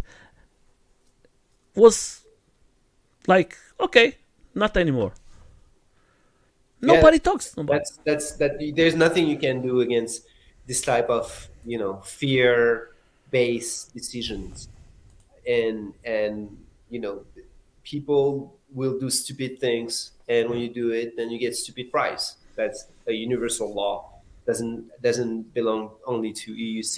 It belongs to everybody, every activity out there. So I understand that it is a risk that somebody do something very dramatic, very stupid, that has consequences. But for me, that means that these things were meant to happen no matter what. Like, even if the person didn't injure themselves, then the regulation would have come one way or the other. But don't forget, you are in Germany, my friend. Germany politics don't have nothing to do, or Netherlands politics don't have nothing to do with the other countries. They are very, very the people as the voice, and when the people say they don't want it, and they are not. What can I tell you? I speak with lots of police. They are very nice. They are very polite and everything. They say, Nelson, is difficult because you have to think you are in a country that the cars are the majority here, and the bikes they are so much power here in Germany, the cars and the bikes, that they don't want to lose the place. Exactly, and And that's very in, important. That's what you have to keep in mind. Mhm. It's me. I get a lot of negative reaction on bike trails. Mhm. I get a lot of negative reaction when bikers and even pedestrians that just claim the place, when there is space for everybody. There is space for me as long as I respect the speed limit, which I do. Mhm. I'm Mhm. very cautious about around pedestrians, and I I'm just ask myself, it's like, why there is no space for me here? It's like, why can't I be here? And and so for me, whether it's the cars incident with cars, when this comes and say, hey, get out of the way, get on the sidewalk, they don't want you on the roads, and or bicycle that don't want you on their lane, it is wrong. It is wrong. I mean, we as user of the roads, PVEV, have as much right to use those structures and facilities than anybody else. Yes, There's of course. there's not one, the road is for everybody. So yes, they can put some restrictions for safety reason at some point, but if you can safely get on the road as a bicycle, as a EUC, as a scooters, there's no reason for people to stop you. But what I think is that jealousy or that entitlement factor that people have when they ride cars or bikes or bicycles. Yeah, but that is like here. Definitely green ways and infrastructure is required. That's why the cities don't have no interest because they have to change everything. They have to take, they have to lose places. But I think that is not the question here. The question is like this. The problem when you put it like this, I was last time in a big event in Belgium, and I take from my car to the event that was close to 50 minutes, the event, and I take with my car to the event, I take around close to 2 hours because it was jam. And if I have the chance to go with my EUC, that was in 5 minutes I was there. Do you understand? And I think that's what is the big problem we don't understand. I don't want to take the place from the cars. I just want to have a space for me. For me to ride. I'm going to tell you, I ride there is 10 years, my friend, or more than 10 years. I go everyday work with I don't use car. I have car here in my home, but I go work with my electric device. Before, the police see me riding electric, and it was like, oh, what is that? Fantastic. Oh, electric. That was fun. You never see a police telling you something. And then about 3 years ago, when that explodes around the world, that was a problem. And that's what I don't understand. Why it was before not a problem, and now we are the same riders. We don't see so much riders in general. Why is that so big problem now? Because I ride every day. No, it's this device triggers emotions. I mean, when you see somebody on the one wheel or on EUC, you hate it or you love it. You are terribly happy, or it makes you very happy, or it makes you mad. You know, it's interesting how those self-balancing vehicle can trigger emotion into people, and some people will. I can tell you're on the trail, and they more than welcome you. They give you the peace sign, the cool sign, and they're just happy to see you around. And then some other people just like, what are you doing here? They shake you. They shake their head. Yeah. And Look, what he's saying is telling the one thing I think that is change. He's telling that the best bike lines infrastructure of the world is in Netherlands, and they cannot ride. yeah, That is not the problem. That you don't have no space to ride it. There is the space, but you cannot ride it. I mean, I don't know who's controlling the bicycle lobby over there, but there is no doubt that They don't want to lose. They don't want to lose his place exactly, there. you don't want to, when you're on the EUC right away, you know how much more power you have over a bicycle or over like any other way of transportation. And I think you don't need even to ride it. You just need to see it. That person which can go zip around like this, or that with hands free, have a backpack, and then with on the device that have the size of what you have, then you know that something's going on there. That there's a threat. But my friend, putting this way, I'm going to ask you like this: how is the interaction with you and the persons when they see you, your family, your friends riding? How is the interaction with you guys? Because I'm telling you from my side, I never, believe it or not, I have so many years, I never see a negative person telling, what is this and what? Everybody was so nice. Oh, evolution. That's what I don't understand. Why? Maybe it's because where I live is green and the people. There is, there is those reaction where people see you from way far, and they will step aside, even if you like very far away from them. You can tell like right away they don't like you. They don't want you to see you around. They were somewhere else. So and there's people that are even vocal about it, like get out of here. So I had my fair share of negative reaction, Mm-hmm. and and at the same time, a lot of positive reaction. I, Mm-hmm. I think the way that I try to conduct myself is to be as positive as possible whenever I interact with people about it. Mm-hmm. Whether if you have a negative or positive reaction, I don't say that happen all the time. I may have, Mm-hmm. some curse words sometimes or middle finger sometimes, but that's the exception. It's like generally speaking, I really try to have a positive interaction, even if the person, one person cut me off the other day. I just went nicely to the lady and say, "Hey, careful, you cut me off. Mm-hmm. Almost took me down. Please, we knew on the road, Mm-hmm. but really, that's why it's so important to have your." She didn't have a blinker, and then she just made a right turn on her Mm-hmm. parking lot Yeah. out of nowhere, no blinker, and I'm always careful because the box, what we call the box, so you have to always Mm-hmm. be careful in the box. So, and I was able to go with her in the parking lot, do like, she went right, and then I went right with her. So I avoided, any catastrophic event. But it's like for me, it's really how you carry yourself out there in the public, how you're able to resolve conflict, how you're able to. Sometimes you just need to dismiss the situation because with your will you can be gone like that. Mm-hmm. So that's what I like to do is to just like when I see that it's not a positive situation, positive outcome, I'm just gone and out. I have different approach, my friend.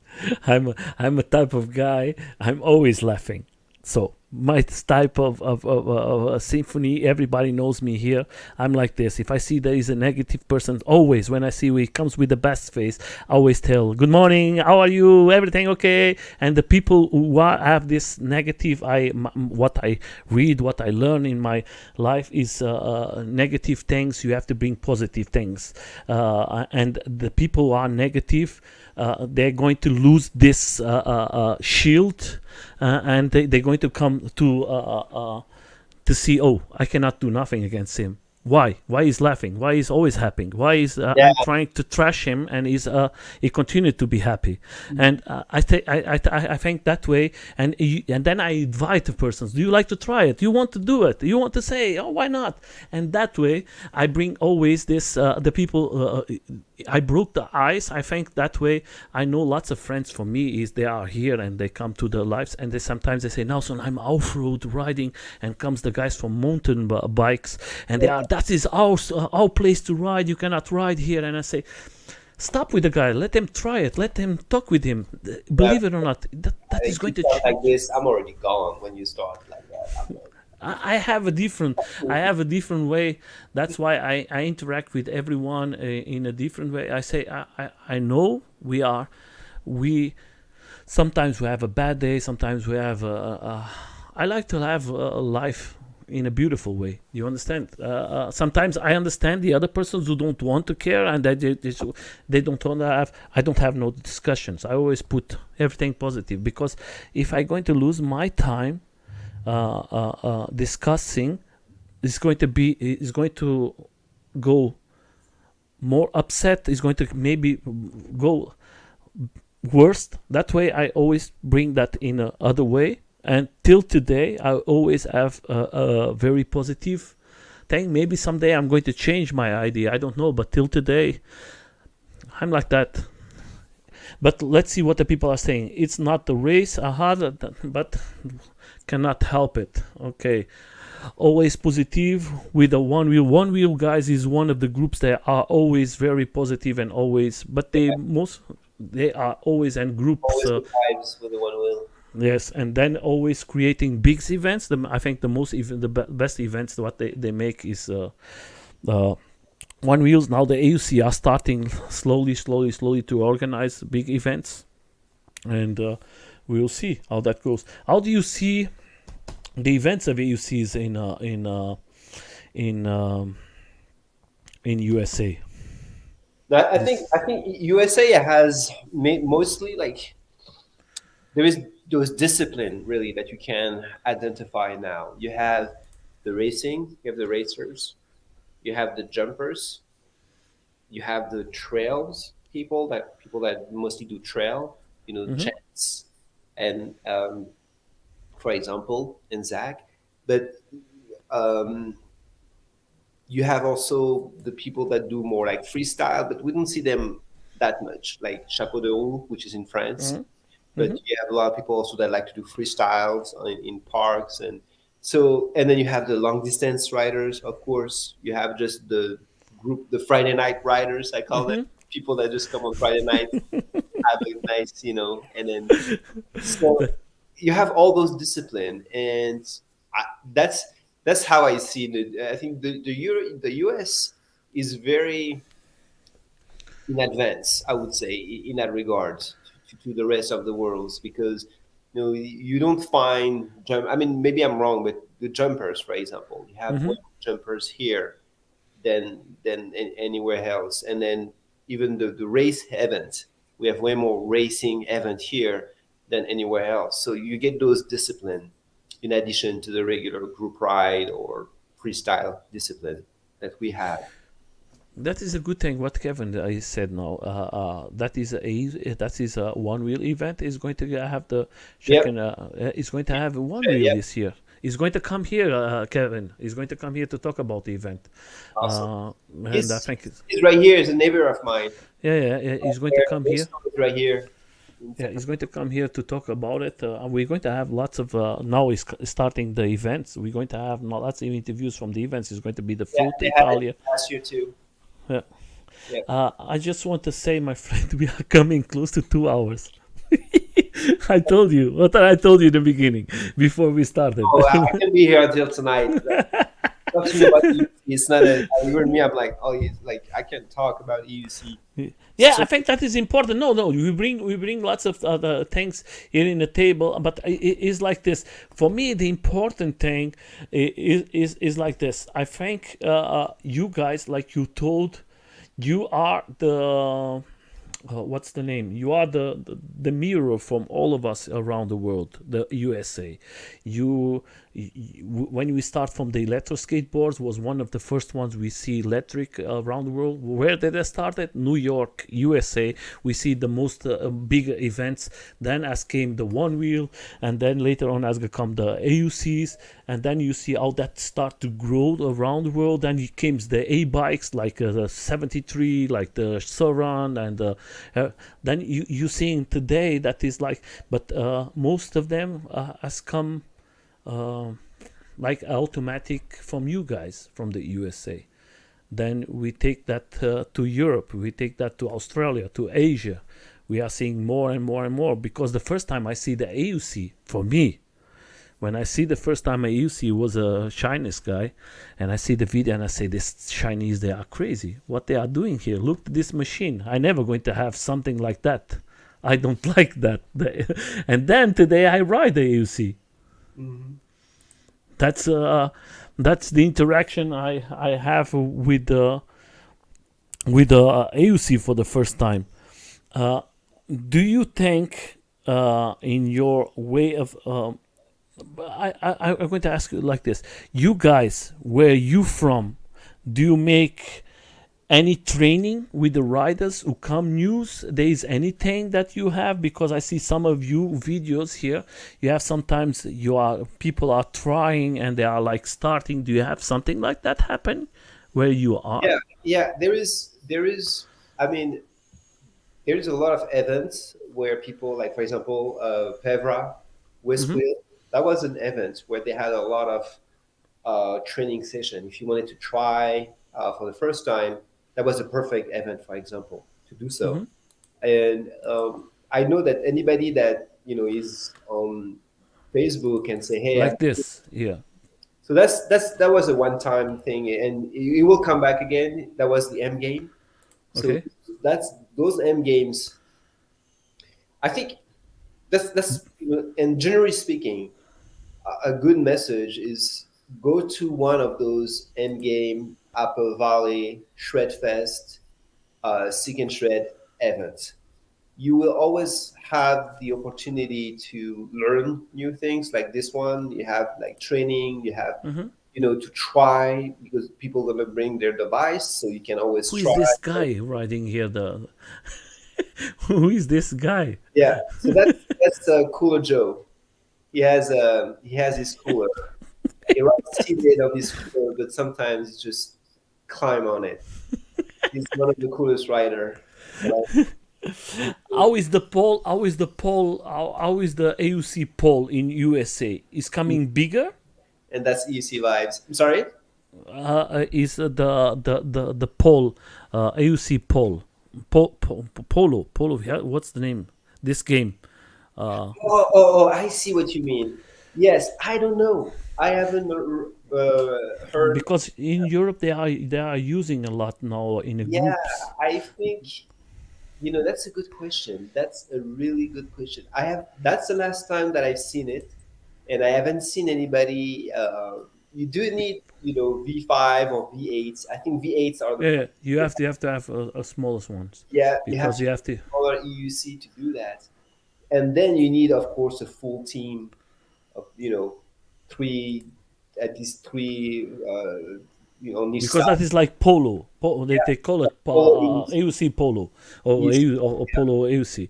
And here in Europe now they are starting to do it a lot. The groups from AUC, and that is like a competition. I was speaking last about 3 weeks ago with Nick from New York, and they say that they was the ones who started that. I don't know who started, Yeah, but yeah. But those were, so in those images, they are the equipment from the guys from New York. yeah, because I was talking with him, and he told Nelson that we Yeah. started that using, and I was like, oh, okay, I didn't know because I see the guys from Belgium and for guys from France doing that, and I was like, okay, because they do it that today as a sport, as a competition. Yeah. There is a championship of that, and I No, was like, we should, wow. we should look into that. I think that's one discipline that we should definitely look into it. I mean, look at Nadia, how She's good. she's into it. And That, it's not, you don't go fast, so it's not dangerous in terms of speed. It's if you properly geared up, there's pretty much no risk on this type of. that is not a sport. What I see, that is not speed. That is more balance. You have Yeah, to have more agility. balance and agility. Then you don't have to have so much gear. On, And it's really fun. It's team sport. It's a team mhm. sport. Yeah, it would be an What amazing. what was this event, my friend? That was from the So that was the M Games. okay. That was created with the Cobra. To go to the M Games, it's going to be in Bentonville, Arkansas. Seth Johnson is the organizer. Really, it's a great event. You can't go wrong spending a couple of days in a place like that in terms of all the experience you're gonna get. It's like really amazing. And those were Do you race there, my friend? Do I you did on race? this one. I did on this one. One was nice. Was good. Yeah, no, I loved it. I really loved it. It was great. It Was was always four persons.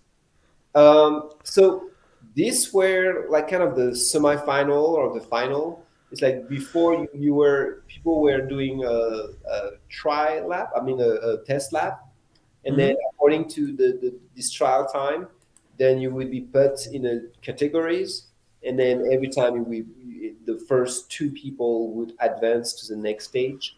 So that was a way that everybody could have experience of riding the track by themselves and be timed. And then after that, the best would compete against each other on the track. It was a really cool event. The M game were one of my favorite events. Do you think we're going to see more games like There this? are there are a lot more. So Eastgate's Con is coming next month. So what's happening is that a lot of those PEV events now include EUCs.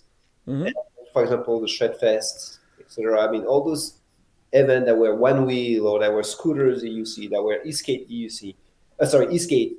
Now they include EUC. Uh, Okay. and so we have a lot of events this year that are popping up. and all over East Coast, West Coast, in the middle.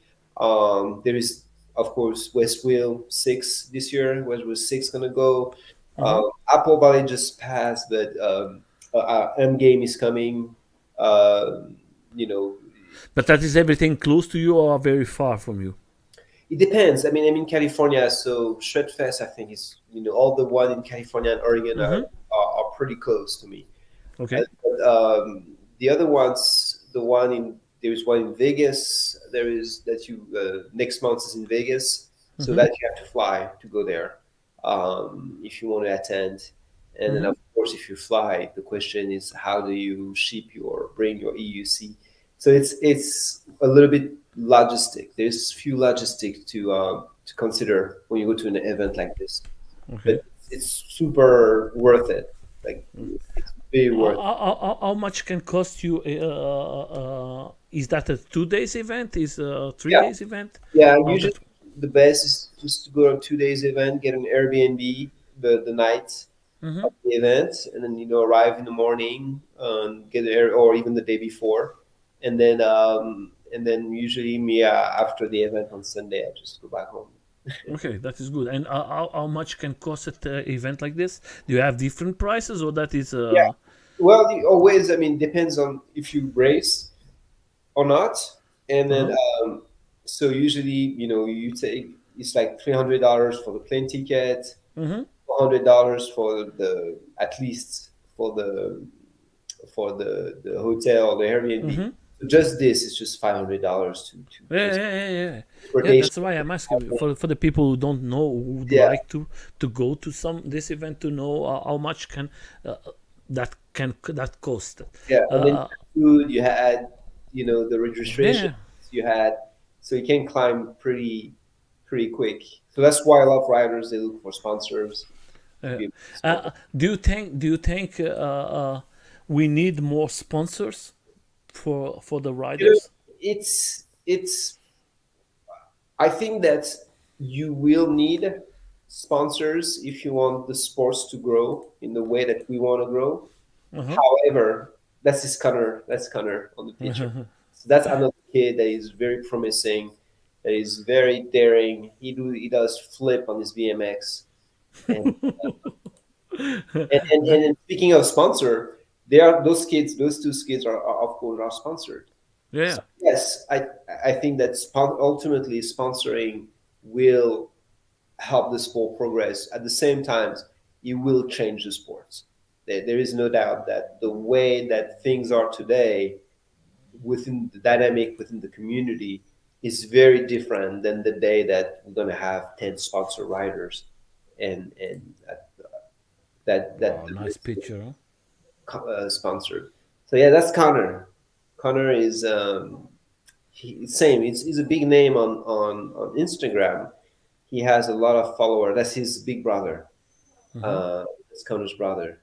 And then so now they have S22s, and they are training and jumping those S22s. They're very impressive kids. They're saying they Yeah, have that is very good. That is very good that we are seeing this sport growing so much, and it's not easy. And I know that it is expensive, and I hope to see more and more of you guys growing the sport.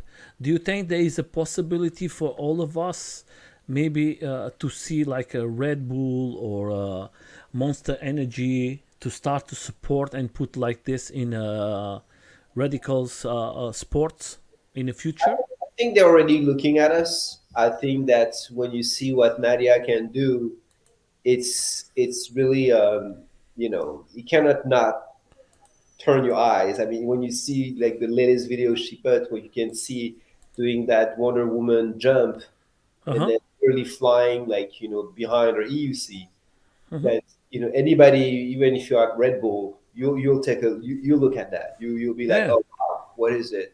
So I believe that they have us in a corner of their eyes, and just watching us grow. Um, I think that ultimately, when they're gonna come into play, that will change the sports tremendously. Nicole is fast. So yeah, yeah, those were drag race. This is Ruben. when you see the Nicola, that is the 100 volts. Yep, Nicola is an amazing wheel. Same, like Boy, that is old and that is still yeah, a big machine. yeah. But it's the The other one is the Monster, yes? sorry. The other one is the Monster. Yeah, it's a monster. So that's why you can't. There's no match between in torque from a torque perspective. There's no match from a an 18. I think it's a 16-inch tire against a 24-inch tire. The tire by nature itself will That the Nicola is not so, is heavy too, huh?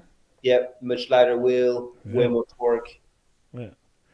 But that is very nice That's to see. Jonah again. That's Tarzan. Yeah, Tarzan, he makes a nice thing. I think Tarzan, he brings lots of people to learn. Yep. He makes a nice job. That is one of the persons I would like to bring him here, Oh because yeah, I he's think very nice. I'm sure if you contact him, yeah, yeah. he will give The you a hard problem, my friend, on the mic. He'll be a sweetheart. I think the big problem for me, my friend, is look at here. I just show you very fast, my friend. I have everything booked, my friend. Everything is booked. Oh, I know. Thank you for And taking notes. I try to bring. I always tell to the YouTubers or guys who are starting, if you love this sport, do it like me. Just make the interviews, bring the people, listen to them, and maybe they can speak better English than mine, and that way, I He's think very so that's yeah, but you understand what I mean. I think yeah. information is very important, and I think riders, speaking with riders like me, I have more background of skating. I ride today AUCs. I love my one wheels and everything. But I think just to have the opportunity to speak with you and learn what your experience with the AUCs, and building myself with your education, with the education from other riders, I think that is something we're not going to have from other persons. Big sponsors are the Way to go. Yeah. and the I'm balance not sure how if I pronounce well. I keep once because he's been here from the beginning. He's had is a very one temple. He's been very active in the chat. Thanks, brother. all of them. They are very active in the chat. The problem, we normally do the interviews on 8 o'clock of the evening. We started today 2 hours later.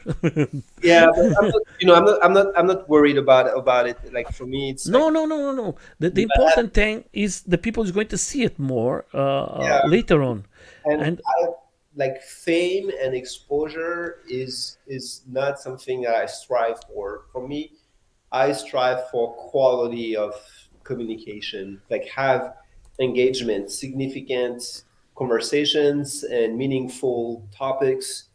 And as long as I had this intelligent conversation with one person, then that's what is the best for me. It's what I like the most. Now, if 10%, 100% get to join, that's great.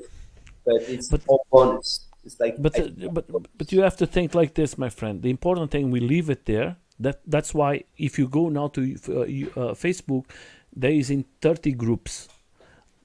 30 groups from AUCs. That is in Twitter. That is in YouTube. That for me don't matter, or for you, is not the intention from us.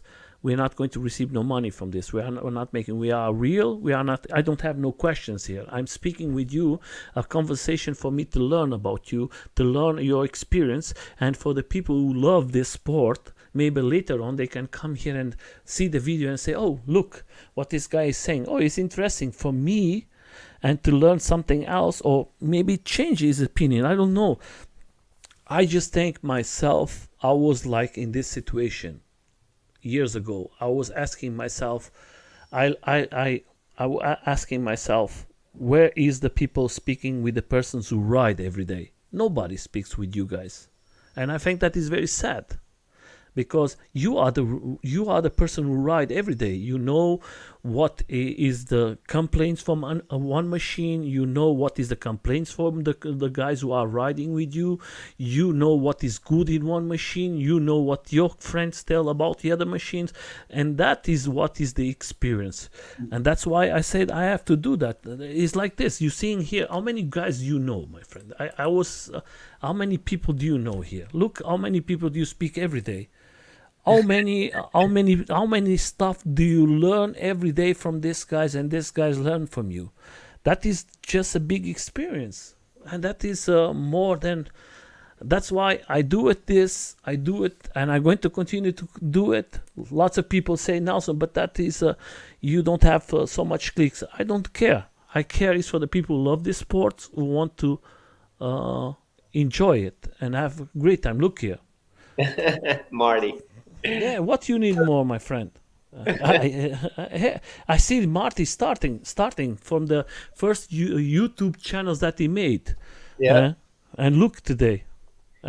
He knows and he has so much knowledge, and he can share. Look at this. It's a great sport. And it's very new, so that's one of his advantage. It's a very new sports, and he has a lot of progression. He has a lot of things, and this is also why I give them a lot of credit. I give the manufacturer a lot of credits for the product that they've been putting on the market. It's from 100, not even like 84-volt wheel that were catching on fire, to now 134-volt wheel that are very reliable, that I can take you 50 miles an hour with no issue. Mhm. So that's why I always tell these progressions happen in a very short time. It was a very short time that it took from 84 volt fireball to 134-volt reliable means of transportation. It was less than 2 years. So that's why I believe that in the next 2 years, couple of years, we will see even more progress. We will see even build quality increase. We will see more and more reliable products being delivered to the public from all brands. So that's why I'm overly positive and very. My outlook on the industry is very positive, very confident, and I believe that. And my belief is that people that use fear and negativity, they do it for views. They do it because they know that it brings them more views and more attention. Rather than if you want to see the glass half full, then it's way closer to the reality of what the industry is. It's the reality in the industry today is half full, not half empty. Mhm. Wheels are not catching on fire. I mean, they are, but not like they used to. The wheel, they don't cut like they used to. Mass Monster is not going to cut on you anymore, but it used to cut. Same for the V12s. V12 had issue at the beginning. It's not going to have. It doesn't have those issue anymore. The V12 high torque is a very reliable wheel. So that's why I think if there are one message that I wish to see for the community, and it's that positive message that we are having the chance to ride some amazing piece of technology. And then shit happened, but it's not the norm. And if you take care of your machine, if you don't buy a first batch, if you be cautious, you'll be fine. You'll be just Okay. But I think is like this. We are the future. My way of thinking. We are the persons who give the feedbacks for everybody's out there to fix the problems, to put this better, because I think nobody's selling wants us to hurt ourselves, and they want to make a machine that is be safe for all of us, and it's going to be safe for these companies, because the companies, they don't want Do to you sell. think that the wheel? Do you think that the wheel are safer? Is that your opinion? Do you think that's the I wheel? think that is very safer than when we start. I think that me. I feel I trust in what I write today. There we go. There you go. Me too. And like for example, honest questions. If you had a V13, would you feel safe with a V13 today? I feel I don't have I don't go just because of one person who has an accident. I'm not going to stop Exactly. riding. And the same, like you give me a V13, I'll be very confident that this thing Yeah. is gonna be like You, not c- nothing you cannot judge you cannot judge just because one thing. I have So, here my Z10. I have my Z10. I have a cutout from her, and that was my fault. That was not the fault from the machine, and I know that was my fault because I was going up, and I know that machine is not made with my weight to go so. and it's always like a multiple, Yeah. circumstances. But I wanted to reply to Juan. I'm not sure if I pronounced. I hope Yes, Juan. uh, resale value of EUC right now is not good. It's not good at all. You can, I mean, when I say not good, is that the price have come down tremendously in all the EUCs. Like today, you can get a master for $2,000. You can get a commander for $2,400. Those EUC that were previously $3,000 to $4,000 plus, you can get them half price almost for all of them. So reselling your EUC right now is not the best time to resell your EUC. No. And I don't believe that it's gonna get better. I think that EUC were very expensive uh, a year ago because of the problems that we know: supply chains, components problems, and also because of the availability. There were very few models available. There we have a lot of models available. They don't have those supplier issue anymore. So new model, and that's been a complaint. I've been, every month, there is a new model coming out, and so that's what I think that personally I'm gonna keep those. I mean, doubt that I will ever sell those EUC because if this commander is maybe like $1,500 maybe for this commander, I have 7,000 miles on it. If I'm lucky, same for the RS. The RS I have 2,000 miles on it, maybe like maybe $1,500. It could go 1,000 if I wanted to go quick. So this is way below their, what I bought for them, and it's at that price I may as well keep it.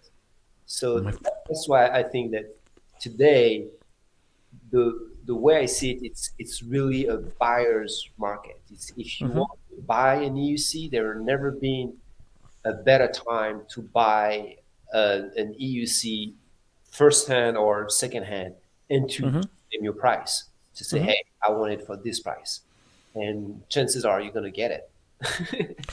Yeah, that's why. But I'm going to tell you, I agree with you, and I'm going to tell you why. I have 1, 2, 3, 4, 5, 6, 7, 8. I think 9 or 10 electro skateboards. And in the beginning, I was starting to plan maybe less.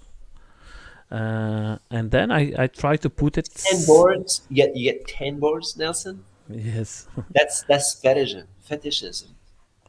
No, that is not. I do it. I do it That's like voodoo. that. No. I try to explain to you what I do. I have the opportunity, and I always bring friends to my home, and all of them.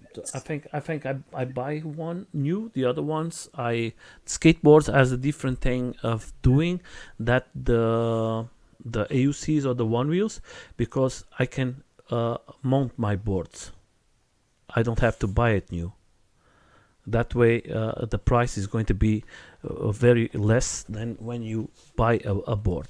So then I don't have none of them. I think one of them is new. The other ones was all made or in second hand. And then I do lots of events. I do lots of places where I bring friends, and I always tell to everyone, if you want, I love to have people around me. I love to have people to enjoy life, and sometimes I know that there is lots of people out there who don't have the chance or that don't have the opportunity that to happen, and I always bring to the events for the people to try it, to have fun, for new people to bring to this sport. Yeah, 10 is more than than you need. Yeah, I have my family is 5. I would consult if I were you. No, my friend. I have 2 one wheels. I have 2 AUCs. I have an A That's- bike. I think you have an addiction problem here. No, my friend. I when I find, like I told you, I live in Germany. In Germany, the people don't The give. clubs take it from you. It's like, I got 9 more. I never lose one because I'm a person who think with positive. Like I told you before, my boards was taken 4 times from me from the police, and all the times I receive it back because I always try to go in places that is not so much people riding, or I know that is like private places. So all the time they catch me, I was in private places. That means that they can do nothing. So, but addiction, yes, I have my You wife. get out. You can't My just buy as much as you like. and my wife and 3 kids, 3 kids. It's just you just have 5 boards, and I have a board for long ranges, because I do lots of miles every day. And before I was not with no AUC, and I tried the AUC and I like it. And then I was with the chance to change for a skateboard for the AUC. I changed one skateboard for my AUC. Then I was with another board. I changed it for the one wheel. Then that was like, it's like not money involved. It's like is changing things. It's like now I'm going to have the big old like yours, but with the torque, and I'm going to change for 2 skateboards. You mean the Commander torque? No, I'm going to have the same one like you have in your back. Oh, with the RS. Yes, but Yeah. with Yeah, the torque. great. Awesome. Yeah, and I'm going to change for 2 boards that I have Are here. you gonna jump it? No, it's just because I'm a heavy guy and I need The safety of, yeah. a little more safety for me. And I have the Z10, and the Z10 is like a board that for my weight is is not good for me. And So yeah, 10 is, but I mean, it's an historical wheel. but I never going to give this. But Yeah, no, you I can't. love it. I love it, and Yeah. I don't have the original tire. I have a motocross tire that I put it, and the feeling of riding now is better because when was the original one, they always trying to push you to one side. Don't want to go straight. That was for me the problem of the Z10, and now with this tire of motor is more round, and you have a more you can have more control from that machine. Have you tried suspension wheels? Yes, I try it. That's why I would love to buy the Sherman X, but there is always the question. I'm speaking with A-Rides. FEs is a guy here in Europe who sell it. FEs, yeah. And that was the only machine I would love to buy it. I see the V13 like a big one, too big for me. Okay. And for me it was like the Commander Pro with the suspension was the S22, but the S22 is is the order the Bigot was the other, but the Bigot I have to change suspension. I have to do lots of things because I'm a heavy guy. And with the S22 they say the same thing. The suspension is going to be not so good for you, for your weight. You need a big suspension. Then I was like, or the Commander Pro, or Yeah, maybe. so just for your information, and that's good to know, those suspension are not hard to change, and that's an advantage that you have with this, modularity part of the way they conceive those wheels. If you can buy a shock now off of Amazon for $80, Okay. and have, and swap it in terms of like, 20 minutes with some alien range. So it's not, it's like to give props to that wheel concept. It is a fairly easy wheel to, customize, maintain, assemble, and put it the way you like it. But at the same time, I understand. I mean, Sherman and, V13, you don't have to. I mean, I think they come with, you can adapt the suspension from the get go. No, you have the opportunity, or you can put two types of suspension. You have for weight the guys, or Yeah, you can they will. buy the other ones like for you, for your weight. For me, it's just I need range. Even if you had another Bigot or anything, you would have been able at a reasonable price to get the suspension that you need. Yeah, but okay, I can tell you, I have I have the Sherman, because the Sherman it makes me a good price, because Yeah. Sherman is you can, it's same again. It's like those wheels are amazing. I mean, Sherman is amazing. The Sherman S is the build quality is amazing. The wheel itself is great, and that's interesting because he has the highest top speed that I've seen so far out there. Like for me it's not because of the speed, because for me, yeah, I like to think like this. What can give me, I close to 50 years old, my friend. I'm not a young guy anymore. I have to see my back. I work in one job that my back is always hurting. I need something that I can go every day work and come back. With my Z10, he has survived all this time, but I think there is a time that you have to say, okay, that is enough. You have to find another thing. And I was in the last year thinking, what should I buy? What should I buy? And I have lots of options, and I was asking myself. Then I was trying, maybe, okay, I go to the Bigot with the torque, because the torque is more safety for me. And then I said, okay, then came the Sherman Max. They say, okay, that is fixed the problem from the original one. Then was another guy here from New York. He said, no, Nelson, the Max is not so good like the original one. The other original one is better. And that is something that you are always learning with the riders. And then came the Sherman Max, came the T4, and came lots of so much things out there. And then I say, okay, maybe suspension. Then I speak with my friends, and then I have the experience with the V11, and I say, wow, suspension is so nice. You are a little higher and everything, but for my weight, I was like, wow, that is good for me. No, the suspension is definitely the way to go. There is no doubt. I'm trying to put 10K on this wheel. I'll be happy if I'm able to reach 10K on this wheel. But then after that, I will be actively looking for a suspension wheel. Oh, I was not forget. He tells something I was trying, and don't forget the Z10 as he can swim. Because I was in a big event and one guy crashed, and I was in his back giving him light because he was without light, and then he crashed. You sound get up. You sound. Oh, it was me, but no, it's. Would you like it louder or softer?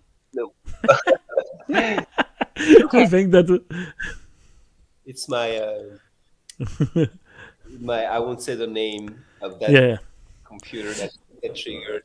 Sorry. Yeah, but it's like this. My Z10, I have an accident because was one guy with a scooter in one event in the evening, and he was with no lights on the front and in the back, and I was with my Z10, giving him light because he was, and then he was riding, and I was in his back because I was very close to him because he don't have no light.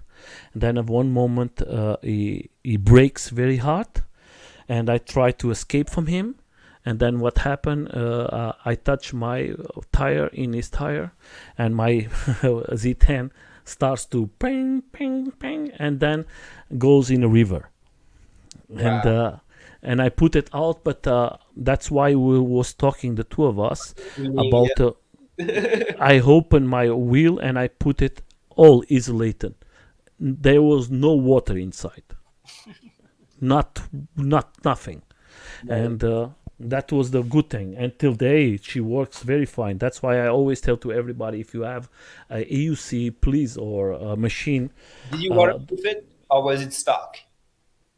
was stuck. It was stock. Yeah. But No, some of those wheels can sustain a lot of. I open everything. I have another video that I would love to bring out, but I'm not a YouTuber, my friend. I have so much videos I can put out and bring in information. I make with all the cameras, everything to show to the people, but then I don't have the time. And the only time I take is this time to have these interviews, because I enjoy to have this. That is like education, a little. I love them. I love to watch. I watch, of course, all the people that I know for sure. But I love the one with sparkles. I love the one with good. Yeah. And I think if you love something, if you have the opportunities to support these channels, I think it's important for you to Yeah. learn. Really like and subscribe. Yeah. No, for me, I never asked to no one to subscribe. I don't care. I just want the people to come and how can I say, for you to. We're passionate. When people are passionate, even if you had only one follower, and then You say like me, I have lots of boards. I do it in a different way. I love my community. I have the possibility in my hands. I win not so bad money.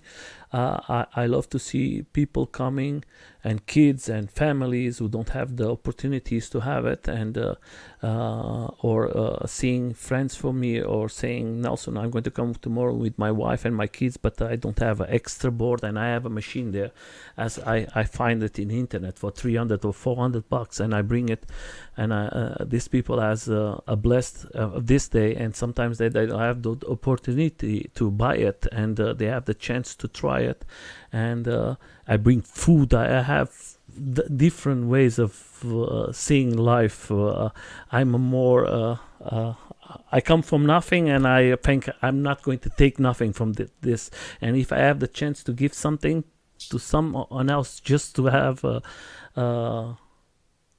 opportunity to see them smile, I'm very happy. I have another question I wanted to ask.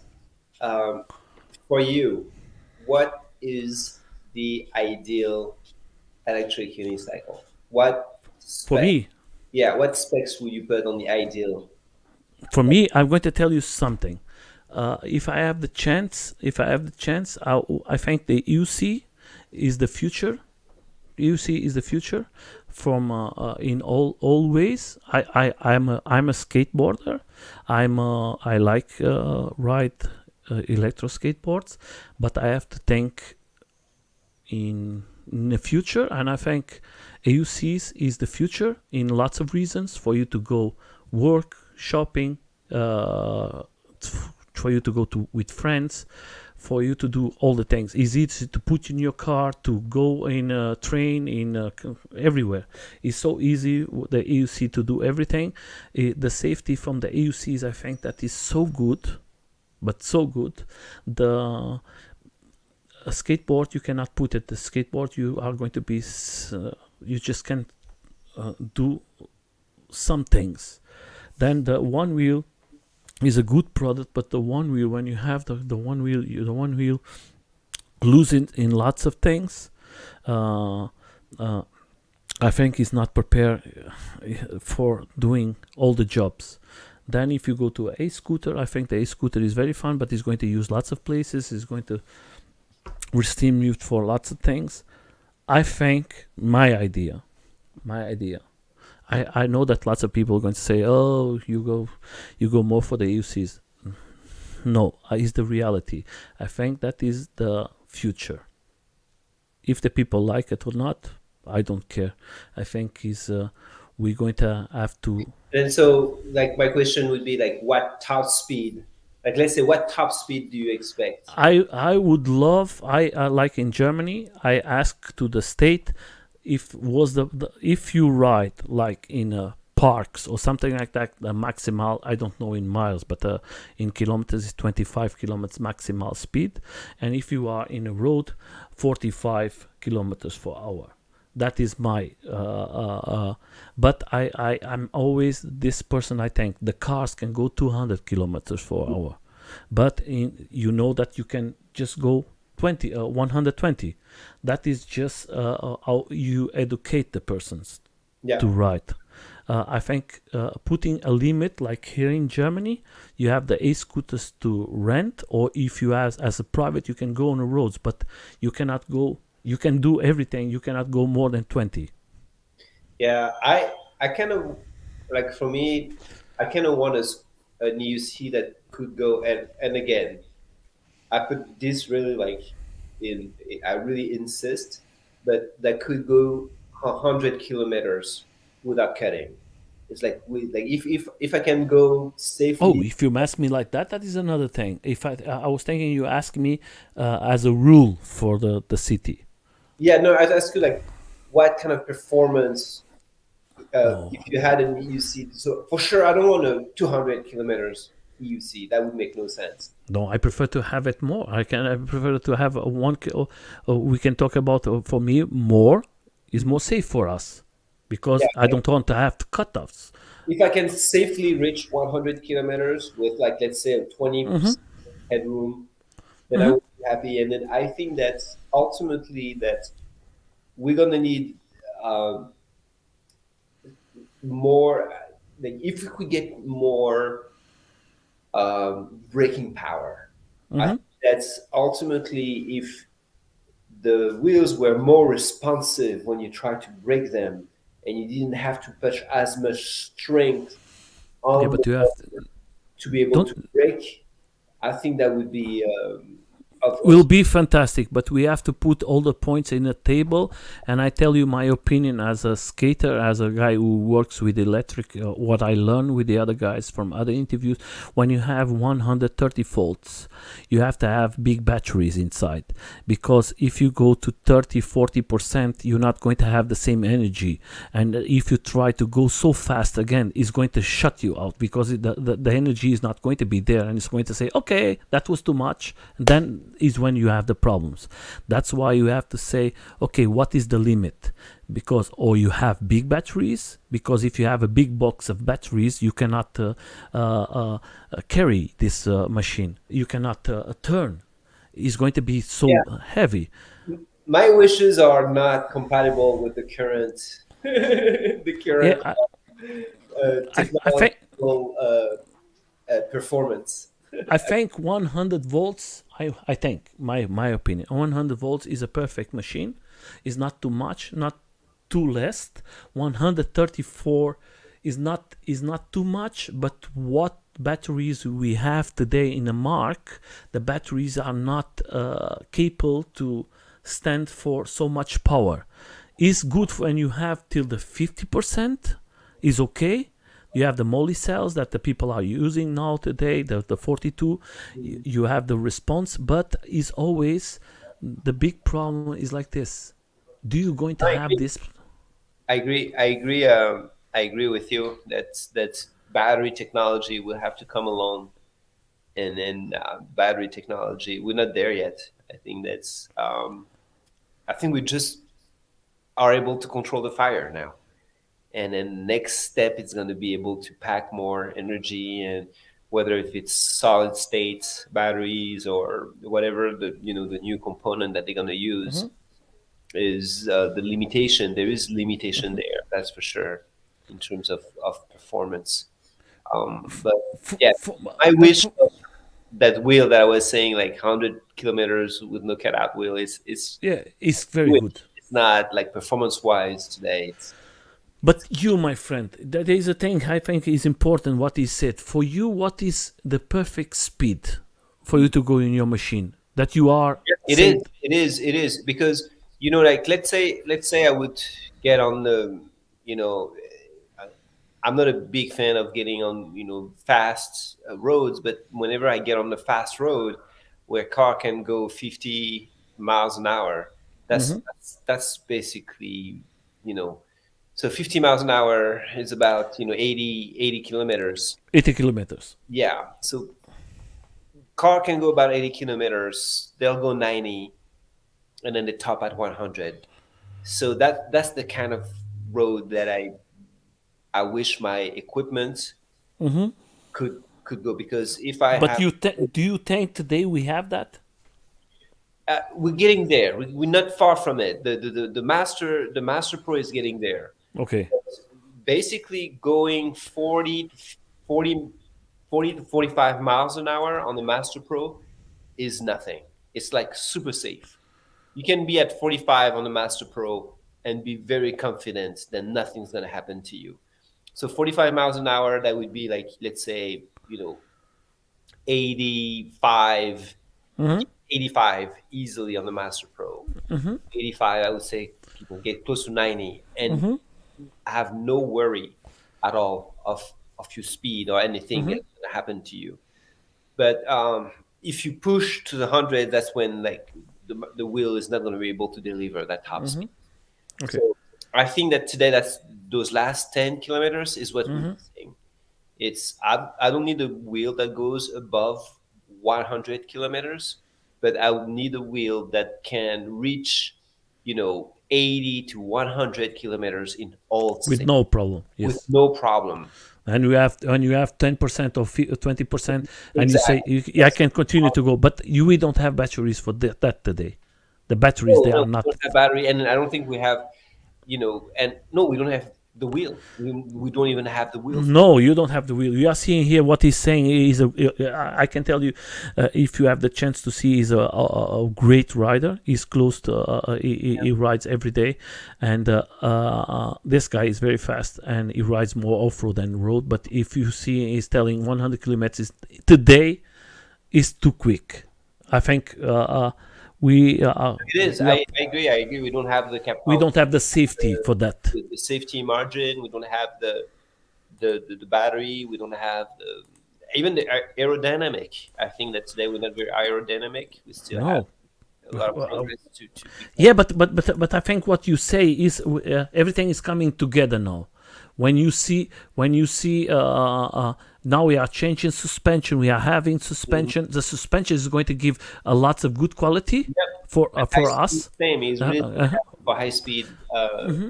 Now they are balancing the batteries because you are seeing the same weight in one side to the other side, and that was a problem before because it was not the same weight. They are using now that you have the stability.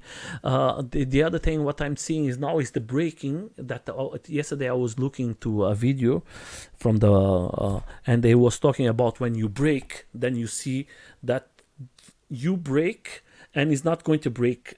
Going to stay right, is going to come and it's going to stay like this and slowly Brake assist, yes. yeah, it's like the assist. It's the software. It's the Beagle software. It's pretty good. All the software actually have it, but Beagle, if you brake, then slowly you pedal. But most of them they are now having that. Yeah, most of them have that feature. Yeah.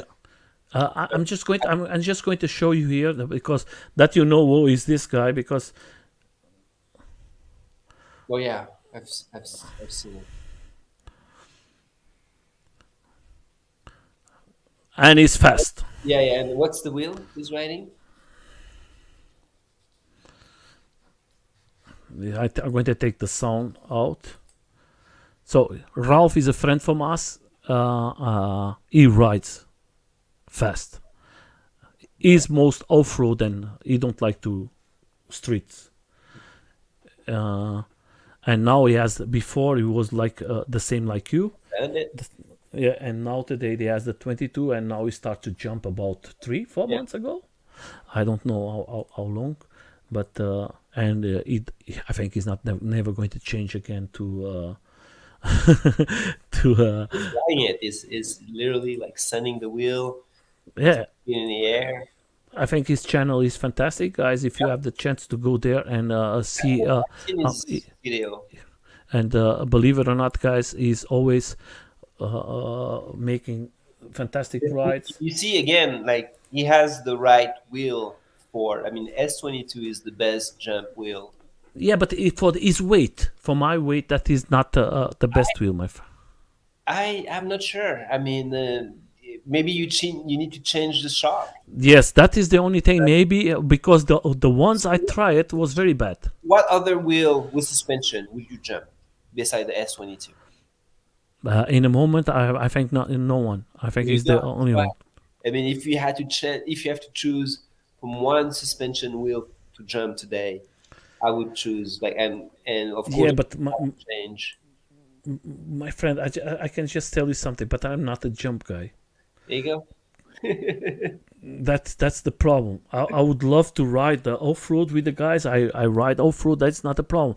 But I'm not this guy to jump. You know, I think the Master is better for off-roading.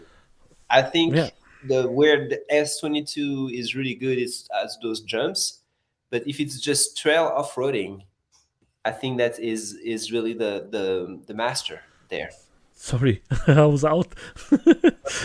I don't know what happened. But it's like this, my friend. I need more to learn about riding, but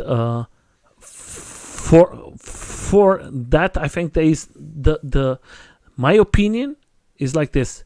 Now we are seeing the 22, the S22. Now I'm very curious about the next ones who's going to come. The Pro, how is going to come. I would like to see what is the Bigot is going to bring to the table, because I think the suspension, the people we see now, the Commander I think has the same type of suspension like the Sherman. Then you have the V13 with the other type of suspension. You know, I can bet you that Bigot is gonna now bring quality. Yeah, I think that's what's gonna happen. It's just like, you know, people say, oh, like I said, you know, say, oh, we asked for it. I say, no, it's what they plan on doing. but now asking you this, do you think the prices is going to go higher? No. I don't think so. The main, most of the price, most of the cost of the wheels is the batteries. So the batteries are really what's cost the most in a wheel, and then the more, that's why, you know, more bigger watt hour Thank you, my friend. price. I think that ultimately the component, all the electrical components, you know, the rim, the motherboard, all of that are going to get easier and easier to produce. Mm-hmm. And it's going to be just easier for them. Those are not extremely complicated, boards. They are pretty simple. But if you see the V13, for how much that costed? 4-5? How much cost the V13? It's $4,500. So, but I again, think it's the most expensive from all of them. it's the most expensive.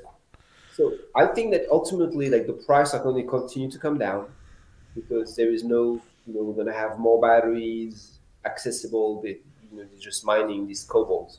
Mm-hmm. So I don't think that there is going to be any supply issue. There is a lot of R&D which is put right now into battery technology. Mm-hmm. So we might see some new battery coming out, which is going to again drive the price of those lithium ion battery down. So I don't see any increase on that level, and then same for the components. They're going to go down. So ultimately, we're going to have wheel with better performance, cheaper price. Mm-hmm. And that's happening with the Master today. The Master is at $2,100, something like that. Yeah. get a master. Yeah. The Sherman is the old one is it comes down, and I think I was very afraid. I'm very afraid that the prices comes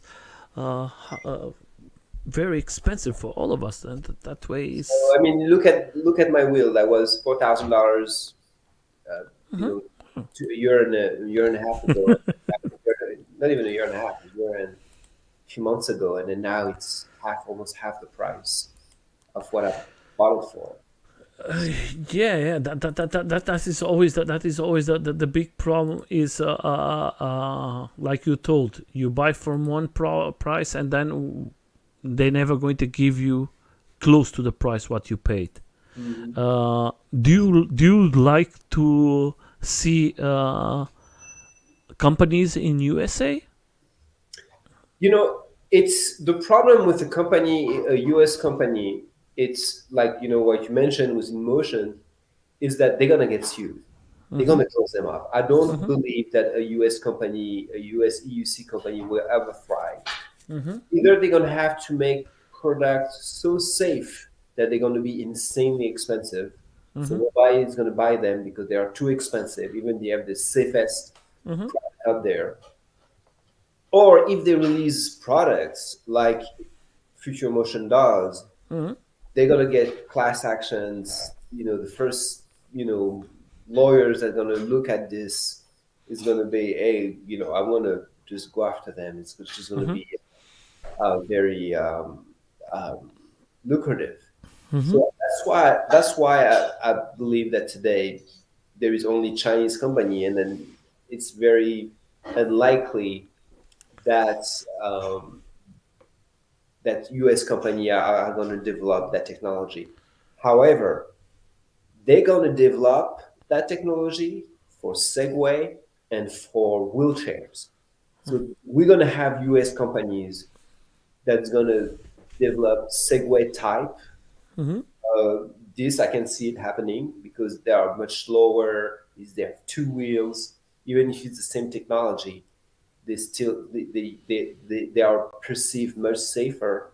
And now what I've seen, an amazing product is like a wheelchair with that technology. So it's just one wheel. I mean, a big Segway, two wheels, one on each side, and the person was in, you know, paraplegic. They would be able to lean forward or backward just to move his chair forward and backward. So you can imagine also, like, for a paraplegic person that has such a wheelchair, it can go to the beach, it can go like to any terrains. They can, you know, go and then go about for the entire day without even touching their wheel. So that's where I see a breakthrough for American companies in those kind of segments for mobility device. But for 100% one wheel performance, one wheel like Bigo is doing, or like Emotion is doing, or like Kingston, I don't. It's not gonna happen. It's not gonna happen because of that legal risk that there is. If those Chinese company were in the U.S., they would have like hundreds of lawsuits. They would have so much lawsuits already against them that they wouldn't, you know, they wouldn't know what to do with it. So asking you something like this, do you know very well the Black Cobra? yeah. So you see in the list, he was with the Sherman, he was with the V13. That was not a nice situation for him because of the problem with the Sherman. The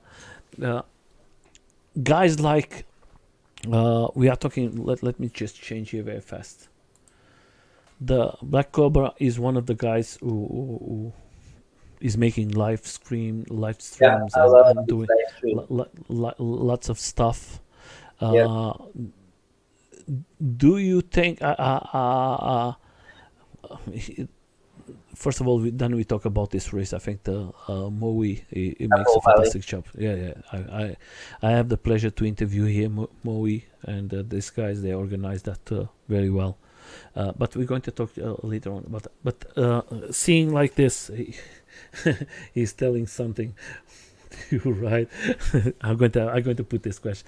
But seeing I think Black Cobra is one of the guys I can trust what he say. I don't know. Uh, Absolutely. I Right. think Very I think he has a big heart. I Yeah, have the pleasure to interview him too, and I think absolutely. he do a lot for the community too. Yep. And Very positive, really a positive character in the community. That's for sure. that's Uh, why yep. I like to make tell him that this guy, if you can support him, I know that he makes events and he Hmm. puts money from his pocket in one of the events. Now he makes the second year. I think he don't lose no money. And next year, I hope that is the event he organized or he helped to organize. Yeah. I hope that the next year is coming bigger and bigger and bigger because he deserves it. He's a fantastic person, and that's what we need in your communities, I mean, guys we're like him. lucky to have all those members that really volunteer Mm-hmm. for sports. Cobra is one of them. Mm-hmm. Then you have, all the LAPEV group here Mm-hmm. also organized, like they were like help organize Apple Valley. Mm-hmm. And then we have a fair amount of support also from the dealership, from all the different dealers, whether it's, Alien You Ride, Red Ride, you can put eWheels, them all of them. They are fantastic, all of them. So there and is I act. make propaganda for them. I don't care. I don't win no money with them, but I think they support the riders. They support Yeah, the events, that's and we really, have to make propaganda for these guys. yeah, absolutely. And so sorry for all the ones that I didn't mention, but it's overall, even from a professional standpoint, from a dealer standpoint, it's a very healthy community. Like people are really there to, like, they advocate for safety, Mm-hmm. they advocate for quality, QC. They say, oh, they, they they start to understand, and that's something also that I want to point out that is Mm-hmm. very important. Even it doesn't. It's not because Bigot is releasing 20 wheels that you have to carry them all. Mm-hmm. As a distributor, if the way I see it now, if Bigot releases 20 wheels, then you can pick and choose. You literally pick and choose the wheel that you feel as a distributor or even as a user that you're going to support. And that's why I have a positive look at all the wheels that have been released by Bigot, and not only by Bigot but by the other brands. Is because from a market perspective, then you can really have competitions. Mm-hmm. And I'm sure within Bigot there is competition between the engineers. So that's why I have they say, oh, the supply, you're going to buy a wheel, they're not going to have the pieces. Well, it's the same. Don't buy a brand new wheel. Just wait to see which one is going to be supported and This which is one is good. going to I have know you have the same idea like support. me, my friend. So that's why I'm like for me, all this abundance of wheel, I see it as a positive things, whether from a dealer, from a consumer perspective. The one that not happy about it is the one that just can't wait and then just buy the first that comes out, that get a newer version just 2 weeks later. Mm-hmm. And then they just like, oh shit, sorry for my bad language, but yeah, but at the same times we all know that. Like Mm-hmm. that just be patient, and you won't have to face with this kind of issue. You will have. Yeah. Go ahead, sorry. Yeah, but yeah, that I understand that, but I agree with you 100%. And for me, I'm a person is always open to have more companies because more companies, more is going to be the competition. If you are with like Future Emotion before was just we are talking about the one wheel was them alone. Now is going to come a new competition is going to be the float wheel from China. Mhm. He's a great guy, believe it or not, guys. He's a very young, brilliant guy. He's going to bring it out. He's having lots of problems with Future Emotion because rights and everything. But it's good to have competition because that way now Future Emotion have to say, okay, we have to keep up. Competition is always good. Yeah. it's good. It's a good thing. And so there is a Yeah, question. there's a question here. Yeah. It's like this: would you ride a Vesk AUC? So I want to be honest with you. I'm not 100% familiar with those controllers. However, I know that there is also the FOC controllers and VES controllers. I mean, those are new types of controllers that basically exceed in terms of performance what we had before. And yes, my answer is absolutely yes. I think that it's important that we see new technology unfolding in our sports, particularly the PEV. I mean, again, sky is the limit. Those motherboard have there is better software firmware to run those motherboards. You can increase so much of the performance just by writing codes of those motherboards, or the way the electricity is managed, within the motor. It's something there is a lot of improvement that can be made. That's what the FOC controllers can do. So it's way superior than what we have right now. So that's like, for me, I'm always looking forward to the next technology that's going to unfold. Like, now there is, so that's hilarious too, because I love it.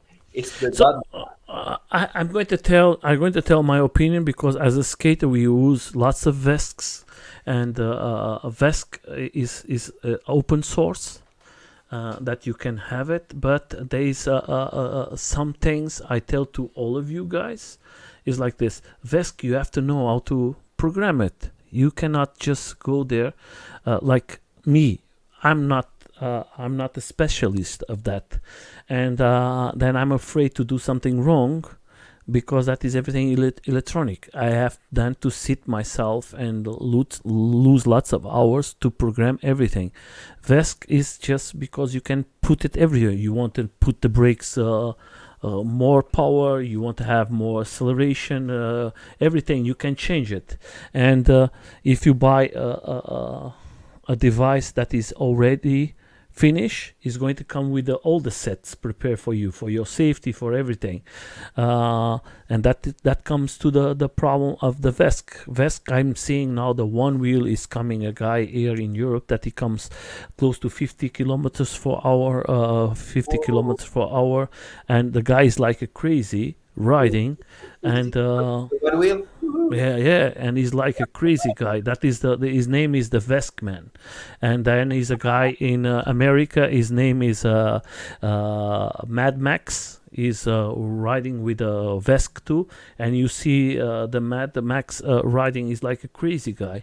Of course, you have the power there, but my friend. You have to say then is going to be the big question, if that is if the Vests are prepared now to, or you are prepared to work with the Vesk, because the Vesk is, you have to have time, you have to have hours and hours of training. I don't think Ultimately, I think it will be resolved. I think that's, knowing that those capacity are, I made and then somebody's going to make an interface. Somebody's going to make it ergonomic. So Mhm. you have to push one button and say, I want it to my wheel to go to 50, I want Yeah. the wheel to be here, and then they're going to make it simple. Like, now it takes a lot of time. I agree, but I think everything in life, my friend, everything in life. I'm going to put this guy because I have the opportunity to. Here, are you seeing? Oh, This yeah. guy is like Wobble. bubble because of the speed. You have to think that this guy is crazy. So he's a fantastic guy. I have the pleasure to interview him. I learned so much with him. But look, that is like going on a limit, my friend. That we are going to speeds Into that. that world, Do you like, think the one wheel is prepared for these speeds? I don't know, my friend. Look at this. This guy is riding off road. are we no, the answer is, of course, is no. I mean, Yeah. of course, we're not prepared for that. I mean, the human body was never meant Look at this, my friend. down. This is crazy. Look at what he makes now. Do you think the vest eating the 150 miles? Wow. Eating, the name of this video is eating future emotion for breakfast with a vest. So look at here at the difference of one guy riding. Is the guy in white. Yeah, in the front. Yeah. Do you see the vest? Yeah. The good of the vest, you don't cut. You can go the faster you want. Is not going to cut. The one wheel, the normal one, is going to say, okay, that is enough. That is one. And you seeing this guys is with vests. Look, they're going up. No problem. No, so clearly, I mean, they call it VESC. It's me. I'm going to call it, for the lack of better words, a superior controller. Yeah, it's a control that is made from Benjamin Vepper. That comes from his name. He's a guy from Denmark, and he's the guy who invented. So and then one wheel is able to achieve a controller that is give you twice the performance as the can give you lots of things, my friend. FM motion, the future motion performance. And I totally see this. I mean, you know, the firmware for those wheels, absolutely. I mean, that's why I think that ultimately there is a lot of progress that can be made in the EUC world is by tweaking and reprogramming those controllers. And I think that, you know, higher speed in something that I don't even understand, for example, is, you know, my friend, when you have the vest, look, when you have a vest, you don't. Yeah, when you have a vest, you don't need anymore the what's the name? The sensor. You can do it without sensor. You can ride. These guys, they ride backflips with the board because it's going to work. That is like a EUC. It's going to work when you push it to the front. Look at this. The guy is crazy. He's good. But there is not. This is in Europe, but then you have the other one in America. That is another crazy guy. They are two friends, and they are doing stuff. And look here. This will occur. What happened? Look at this. Happening with EUC. Look at his feet. Yeah. Nico, that's an EUC. No, yeah, because you don't need the sensors. You understand? The sensor is. And then you can turn it back up. We're going to put. I'm just going to put another guy. Yes, we have sensor that activate or deactivate the wheel. The wheel is always active. Yeah. So this is another one. This is from USA, and this guy is crazy. Look up hills. Vesk against the GT. Look how high. This is the guy on the left is the guy with that is the Vesk. So the GT is over. Wow. And that is just some small videos because that is of the so like for example, you know, our EUC, they cut off at 100 PWM. They cut off at one speed. But that's something we understood is like, why do they need to cut off? Why can it just stay at max speed and don't cut off? You see what I mean?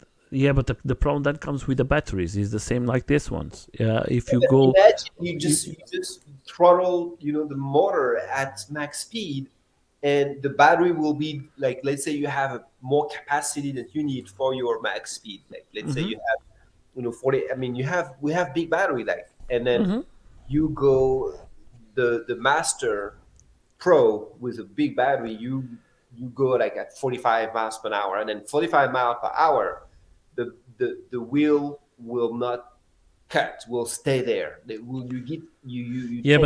then you have lots of questions. It's like this. Today you go out with your machine and everything is working well, and tomorrow one of the cells is not anymore good, and that is one of the boxes going to be broken. You don't see it, and that is the enough that to say, okay, today you cannot go again 100 kilometer, 150 miles per hour Yeah, but because that's a failure. That would be a failure. Which yes. me, I'm talking in like normal conditions. Okay, Normal okay, okay. conditions, why do our EUC cut off? It's like, and the new ones they don't cut anymore. You can see like when they overpower the Sherman, Yeah. then the Sherman comes back. Yes, because you have the safety inside. Where if you do that with an RS, you cut the RS, it's not going to come back. So those are like, this is like concrete, like something that I see happening very quick, very soon.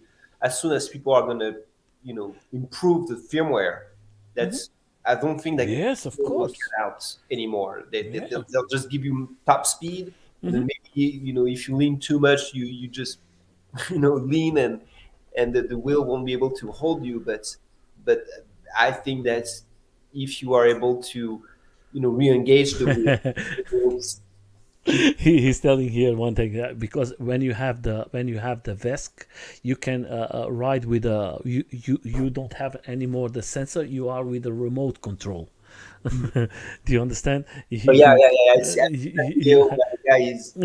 yeah, I think that is more dangerous, guys. Sorry, I think then you're not going to have the balance and the balance. I feel the balance is very important. It's like in a one wheel, he don't have the balance of the sensor, but he has the balance as the EUC is the same.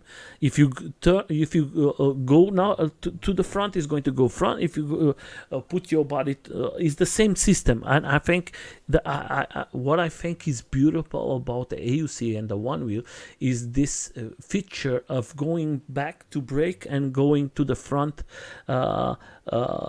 with your body, with a controller in your hands. I see lots of friends of me who lose the contact with the board with the controller, and then you have a problem because then you don't have no brakes. And the big problem in skateboards is most of the people are riding today electric. They don't have no background. I would never be able to ride any skates. My friend, is like this. The big problem for a skater is most of the You guys people, are crazy. the guys from skateboards, most of the people don't have no background of skating, and electric is easy because you just have to sit on the board and put the controller and you go front. But then if there is a problem of braking, if you don't have this brake, if you don't have the knowledge, how can I do now with no brakes? Then is when you're going to have a accident. Were you skating as a kid? Yes. There you And go. most of the time longboarding, and because I come from a region I'm 2 kilometers, I don't know, to 1 mile from the coast. I was surfing, bodyboarding and everything. Then I have that, but I always tell to everyone, you have to have that skills. I always tell to the guys, if you don't like to ride skateboards or longboarding, just make pushing a little, just for you to know what you're going to happen if you don't have a brake. How can I do it? How can I jump from the board? How can I protect myself? Because just having a trigger to go front and a brake, that is easy. But situations can happen, and that's why I think the one wheel and the EUC, in that they are more, the evolution is better.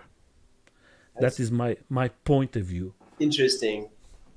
Oh boy, we've been here for a long time. 3 hours, my friend. I just want to make 3 questions before we go. I just want to say to everybody who's out there seeing, and Kim is coming now. I just want to say that the top speed is determined by the torque. Yes, of course. I think too. Then let me see the other one. RC tick about telling the nose. Manually, okay. That is the other thing. By when you have the VESC, you can put the nose out. How do you want it? You can put everything like you want it. That is the good thing by VESC. You can put everything. But if you don't know how to do it, how are you going to do it? Good, and the remote thing from the EUC appreciated. I don't understand the question. That's not the question. What he said, appreciates the answer. Yeah, okay. It's just answer the our question. I'm going to tell for you, my friend, as a spirit, your experience as rider. I'm going to ask you for the people. I put the question in two separate ways. For a person who are starting riding AUC, tell 2 or 3 options that you recommend. And for a little more experienced riders, what is it? Try 3 AUCs that you recommend and you think is okay. So I think the 18X King Song 18X Mm-hmm. is one of the best starter, but you can also start on the V11. You can also start on the 16S. You can there is you can start on the RS. I think that the as long as it's not too heavy of a wheel, you'll be fine to start on. The problem is if you start like I mean you're gonna outgrow your first wheel pretty quick. So that's why it's never easy to to buy like if you say the V5 as your first wheel or V8 within a week you're gonna outgrow those wheels. So that's why it's good to start like on the 16X or on the RS because you have some marge to grow into the wheel. And for learning, I always send that UStride. UStride has a great video on how to learn how to ride EUC. So anybody that's that wants to learn, I just send them to that video. I think it's those steps are pretty easy to follow and just have a good video to go with on how to start to write EUC. I think it's a good rather than to go by yourself and then try to find what's the best technique to write to learn. So best technique to learn, I would give it absolutely on that UStride video. I will send them there. And then the last advice, I have 2 advice. Is like first is take your time.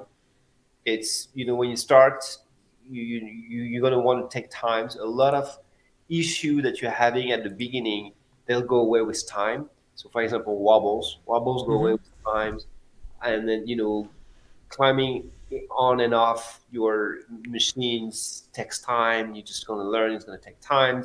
Your foot placement on the pedal, it takes time. And next thing you know, after 2 to 5,000 miles, depends. 3,000 miles, you don't even think about it. You just put your foot on your pedal, and that's it. It's right there. You adjusting your position on your feet without even thinking about it. But you And backwards. I have this video from you. yeah, exactly. So you really have to think. You really have to. I call this rider progression. You really have to respect that rider progression. That it will take time. Nobody went into this discipline and knew how to ride in one day. It doesn't exist. There's nobody that did that. There's some but people that took less time than others, but everybody took time. So that would be the first, advice is just take your time, respect rider progression, and be patient. Just be But patient. like Tarzan, he is saying, do you think going backwards is better when you just see for one side, not for the 2 sides? Because the way he explain it, he say when you Yeah. look to you're going to be confused. Is Well, that? yeah, it's everybody has a technique. Uh huh. That's Tarzan's techniques to go backward. His Mm-hmm. techniques make a lot of sense. It's a very good technique, and I would totally recommend it. It doesn't mean that there is not another writer with another technique that is also a good technique, and that I would recommend. That's the big picture here is that try things Mm-hmm. and then take what works for you. Okay. And but specifically on Tarzan's technique, I think it's a good technique. I think it's good advice. I Yeah, totally because I was seeing last time the video and I was like, oh, that is interesting because that was very new for me. You understand? Then I was seeing another video from you that I think this guy is crazy riding, because he says in lots of video that he knows how to fall and everything. He don't lose lots of protections, and he's a very fast rider. He's from New York, I think. He's from New York. He's right. Yeah, Sho is no. Sho is from he's from here. He's from San Francisco. Okay. He's a technician at Alien Ride. Is showing is so what you have to understand is all those riders, Sho, Kevin, Douglas, all the guys are in the front pack at Apple Valley. Uh-huh. They are young. They are young. They are in early or mid 20s. They are in mid 20s or early 20s. Mm-hmm. So it's very different mindset than us, which are near half a century old. Mm-hmm. So that's why I came to understood, and I came also to respect. Um, Show his skills and his body allow him to just wear a helmet. That's his choice. That's how he is. But at the same time, he's 20s, in early 20s. He's somebody who has way superior skills than the average rider.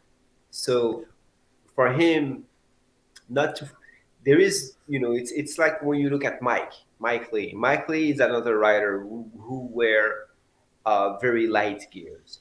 Mm-hmm. And what you have to understand, it's their argument, which is totally valid, is that the more you gear, the more you lose mobility.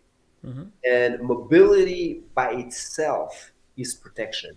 Mm-hmm. If you like, by losing their mobility, they're gonna lose their ability to recover from a stumble. They're gonna lose their ability to, you know, really know where they are in space Mm-hmm. and go through a situation that they would have been fine if they had their mobility, but because they didn't have the mobility that they wished, they were not able to pass that situation. So all the riders, like the BMX riders, the guys that do some crazy stunt, flips, and they will tell you that they are able to sense things. They are able to have their location in the airs and have their sensitivity about where they are in the air. If they were wearing those heavy gears, they couldn't. They couldn't feel the stunts like they feel if they have all those gear. So that's what it is. It comes to is that as much as protecting gear is very important in terms of a fall. The rationale for those guys not to gear up the way we do is because their mobility, the mobility that they get, that they keep from not having those equipment, will prevent them from falling where we would. So when you really understand this philosophy and when you really understand, where they're coming from, that's why I believe that example is the best way to change their mind. It's like, lead by example, show example of where the gear saved and was really helpful and without taking too much, and then also give them options. I think that we are borrowing from all the disciplines. We don't have EUC, gears. It's all motorcycle, mountain bike gears. Mm-hmm. But we need those guys. They need. It's like it's the big dilemma right now with the TSG. Like there is online a fierce, group of TSG haters that Okay. hate TSG because they say that the helmet doesn't offer the protection that EUC riders needs. And and and for me, I look into the subject closely. I look at to the helmet, the certification he has, and everything. And the fact is that the majority of riders, and not the bad ones, the majority of good riders, actually the best riders in the community, still use the TSG today. So how do you explain that, you know, a, a helmet was supposed to be garbage, offer you no protection, is still the number one helmet in the community. People will say, "Oh, it's the hype." No, it's not the hype. I mean, if it was the hype will be gone, and it's still there. The real reason is there is not a more practical helmet on the market for EUC rider as of today. There is no helmet that give you the field of view and the awareness while giving you the protection than the THG. No helmet. Like, it's super easy to look back with the THG. With the THG, you barely need to turn your head and you can see what's going on behind you. Not with the motorcycle helmet. You cannot have that half a second. I'll see things half a second earlier when I wear a THG than when I wear my motorcycle helmet.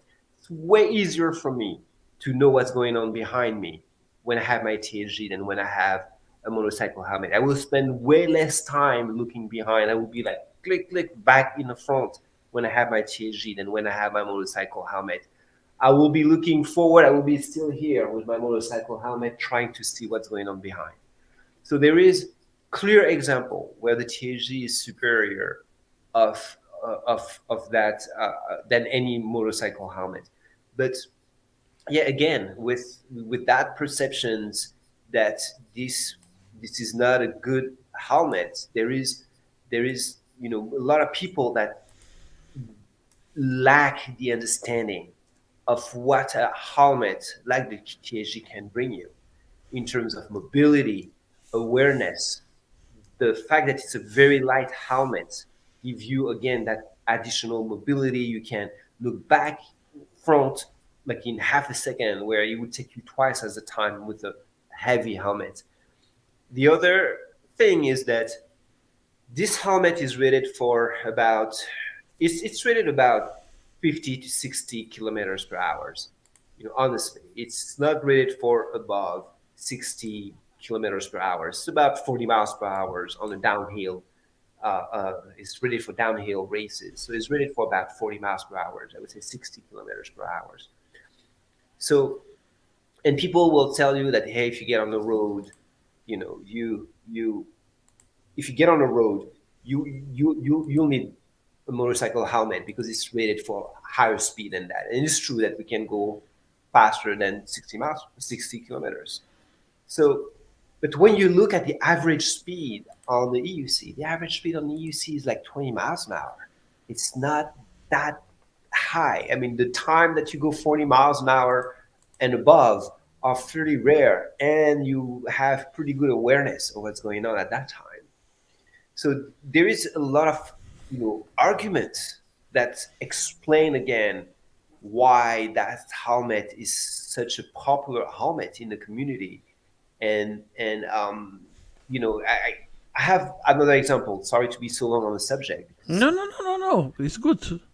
It's the THG has a lot of people will show the THG damage.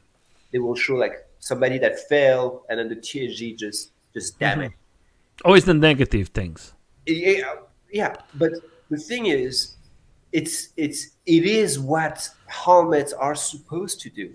I work with, and that's a different topic. But I was working with a neurosurgeon that was working on new helmet for the football, American football, and he was explaining me the problem of the helmets is because they don't deform.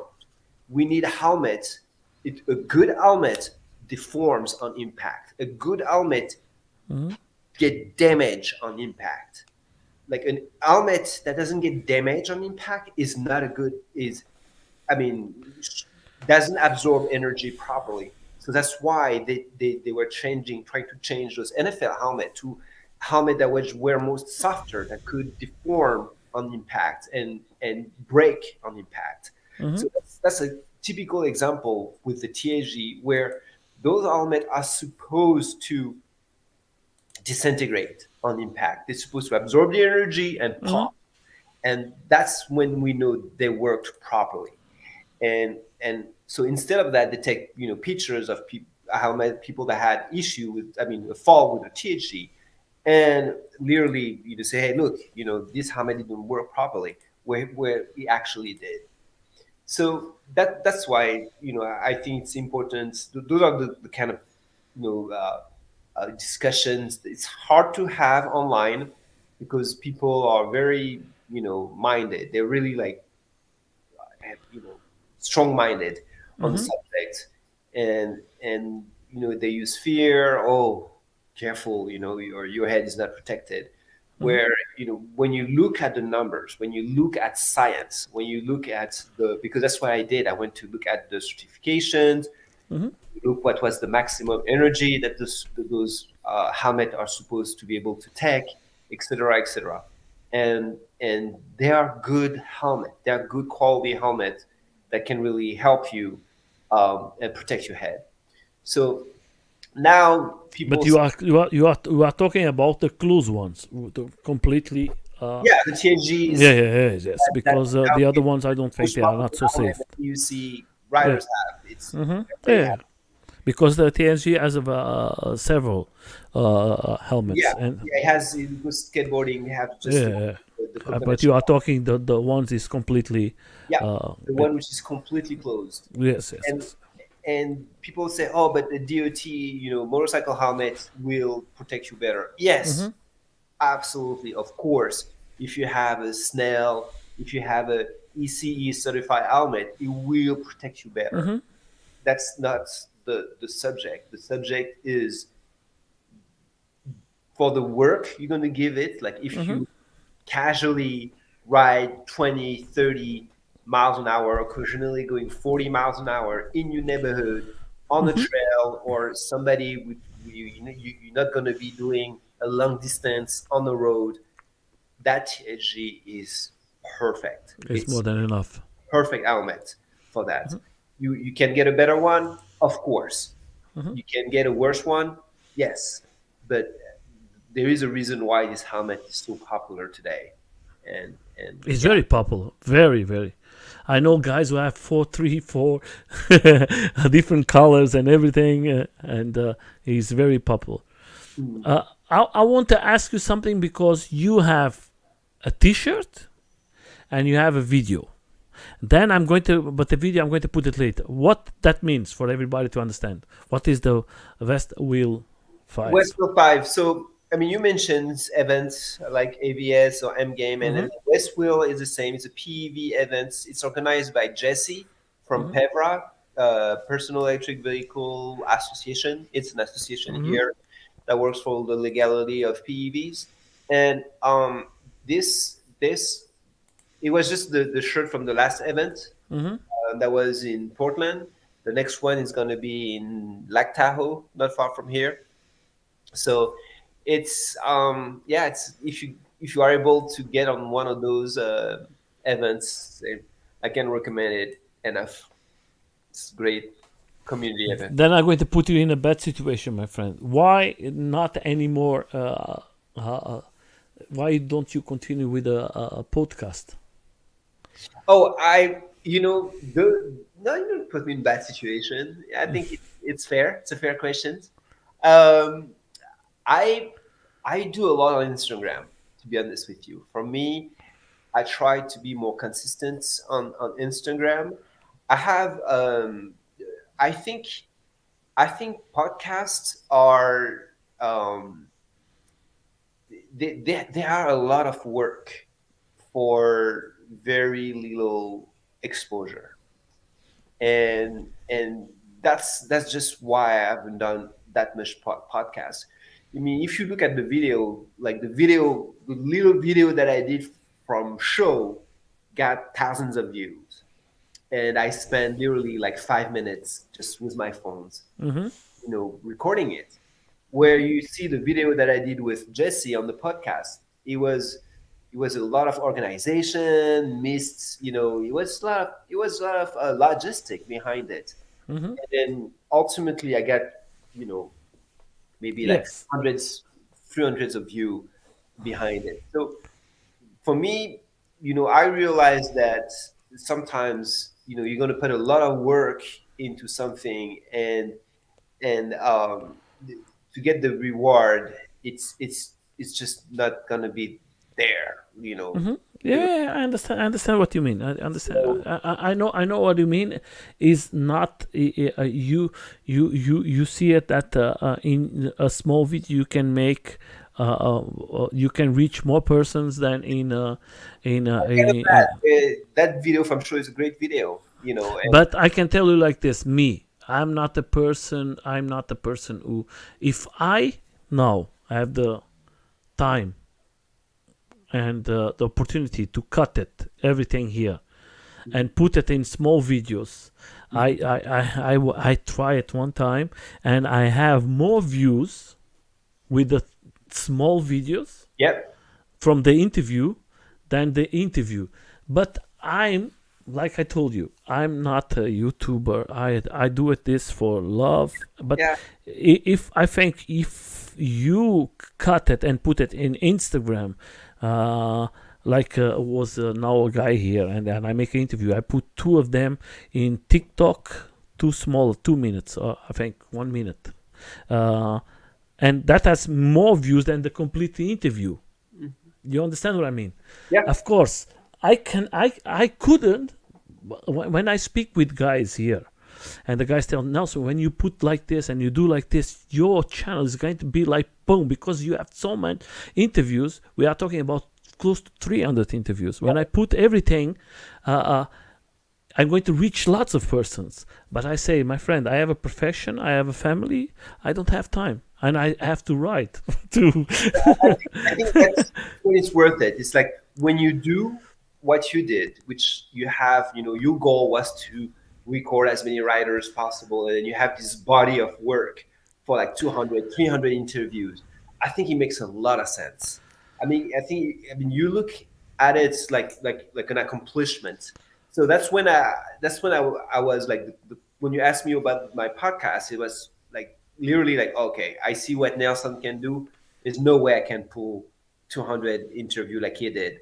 So I'm just gonna do my YouTube, my Yeah, but that's not the problem. Sometimes it's not. I always tell it's not that you make like me too much, but maybe you can reach like I don't know, maybe bring some top persons from or events close to you, and the way you do it, maybe you can bring more.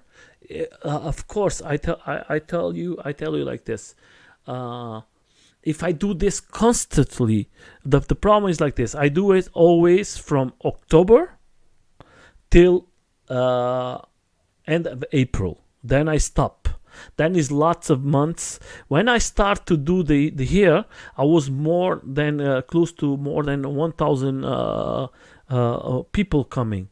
But then I stop, and this time I stop. That was down.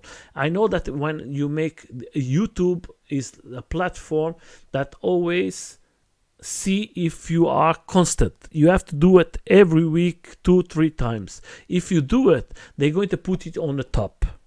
yeah. If you do one time and then stop 5, 6 months, but I don't do this as a life. When comes the summer, I want to have my private time riding, and I want to go with family and everything. Then and there is so much events that it make no sense to make interviews because the people just want to go here and there. They don't want to come to an interview. That is time for the people to have a little freedom, and that's why I ask you. I tell you always, if you have the chance to make 2, 3 interviews in a year, believe it, that is going to change and sharing I have, your I have Jen Crusher. I have an interview with Jen Crusher. Yeah, I know. I that's why I make you the question because I see the interview, and I think the interview was good. That's Jesse Febra. Yeah, I was seeing last time. Do you see? I was seeing the interview. I totally have to admit he was a very good. Every time I watched it, I was like, oh yeah, that was a good talk. And sometimes don't look to the algorithms here of 200, 300 persons. You reach more persons, my friend. Yeah, and again, what is interesting, like for me, it's not it's not how many people I'm going to reach. It's like how many people I'm going to be able to engage with. And then I value way more engagement than reaching out. It's like if I get a response, I prefer, have 100 view and then 50 people, responding rather than, 5 million view and have 10 people. Yeah. You have to think like this. Me, when I was just in YouTube, today you don't see me so much people here in YouTube. But I expand like today. The interview from you I put in 27 groups around the world. So that means that these people is going to see it. You're not going to see it here in YouTube. But in the other side, you're going to see these people seeing. You understand? And that is the intention. For the intention for me is not for me to make here and show, oh, I have 2,000 or 300. I know that I have any other platforms that the people are seeing. The intention of us is for me to have you here, to you share your opinion and maybe help the community growing up and say, okay, I see my EUC journey and I learned this and this with him. And maybe I buy this because of him. Or maybe I like this or I didn't like it. It doesn't matter. But that way, we bring something in the table. That was the change for me. I have in Twitter. Everybody ask me why you are in Twitter.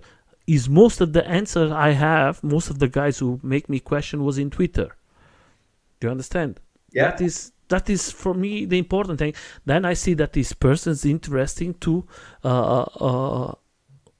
make the questions, and sometimes it's people who don't know, and I love to see. I'm trying to help, and when I cannot help, I reach the guys who was with me in the interview. Hey, can you answer this question? Is from this guy, and you give the answer, and I give the answer to the guy. That is easy. That's the way everything have to work. And my friend, we have here 3. We talk in private. We're going to make 45 minutes to 1 hour. You remember? I knew. My friend, when the conversation is good, it's always very, very good. I learned a lot with you today, my friend. I want to first of all, thank you so much for taking your private time of Sunday to come here to the community to help. Thank you for inviting me. My friend, no. I just want to show you something before we go, because he told something here that Nelson now is watching the live stream, and he was watching that's for you how to see how is everything changing. That is about 20 minutes ago. The guys from Float Life. 84 volts do not charge. That is the VESC. Wow. And that the guys now are changing because they are seeing, okay, that is another thing. So if you guys want to see it, Float Life, they are always making lots of stuff for you guys, great riders and everything. But from you, my friend, I just want to say I'm going to leave the links there from the YouTube, from the Instagram from him, if you want to reach to him and enjoy his journey. Have any questions? I think you're going to be, he has so much stuff and so much videos. I know that is the best way to reach you, my friend, is by Instagram. Yeah, Instagram, Facebook, okay. Anything. Okay, and please go there, subscribe, and if you like his content, I know that he has his YouTube channel, and there's some stuff there I think is important for you two guys to learn. I was seeing the video and I learned with him. Go there, subscribe, and I hope that you make another podcast for all of us to see. Maybe if you have time. And I was not showing. Also, the YouTube channel is here, and his Instagram is here. I leave all the links there, guys. Go there, subscribe. For me, it was a big pleasure. First of all, I'm going to leave with the last words from the interview, but from my side, like always, that is a journey for me too, to have new riders, new persons, to learn with you guys. I learned so much today from the Bigo that I didn't know, from Helms, from your point of view, from so much stuff. We talk about one wheels, we talk about Vesks. I think that was a conversation. I'm going to try to cut it, the video, for the first time, to put it, and for Did we do a everybody. record? Is that a record? Huh? Half hours? Is that a record? No, What's there your- is another guy. There is another. There was two persons here, or was I don't know. I now you give me the question before we I'm go. not I there. just, Not there. was another two interviews was close to that. One was with Kelly Boards. Oh, I don't know Kelly if- Camaleon? Yeah, Ernesto, my friend Ernesto. Let me see. Kelly. Kelly's my favorite. My friend, you have to think I have interviews. Let me see. How many hours was this? Commercials. 3 hours and 43 minutes. That was closed. It's the same 10 minutes later. And then there is, I think, one or two. Yeah, But we was, but, It's but, I can tell you like this. Ernesto is a fantastic guy. Sometimes life is not easy. The road is difficult. He created a company from himself, and I have lots of respect for him. I have lots of respect for companies who do something for the riders. He wins money, but he do a lot for the communities too. He helps a lot. He comes from the streets. I know because I come from there, and that's why some people can tell everything from Ernesto. Ernesto is a very special person for me. I have the pleasure to know him in person 2 times, and one of them he was here about 2 months ago. We ride together, we stay together, we dinner together, and he's a friend more than that. And I not see him as a rider. And like always, when I come out from this lives and everything, I always make a new friends. Like you today, is always nice to meet new persons, and that is the only thing we take from life is friendship. I like positive things. I hate negative things. That way, we achieve something in life. Being happy. I can go now sleep because it's close to 2 o'clock of the. Yeah, I was looking at that for you.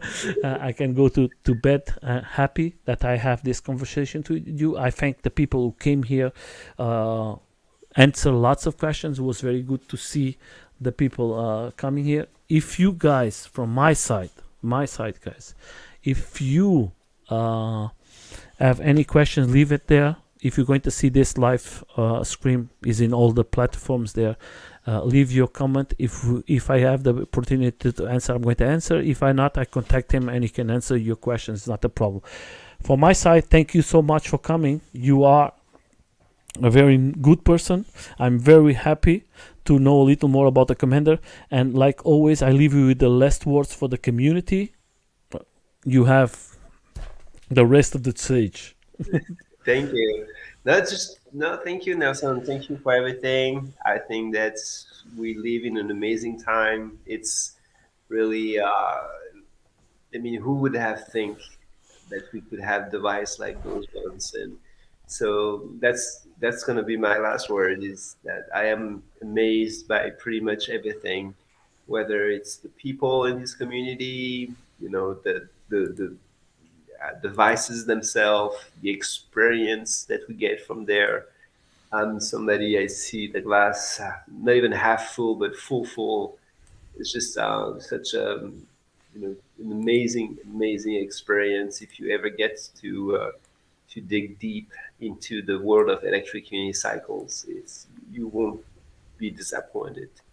So again, I thanks life, community, and everybody for this experience. And yeah, like, subscribe, comment for more content. Just come here and have a good time. That is the important thing. And Yeah. always support the riders. Always support the people who come here.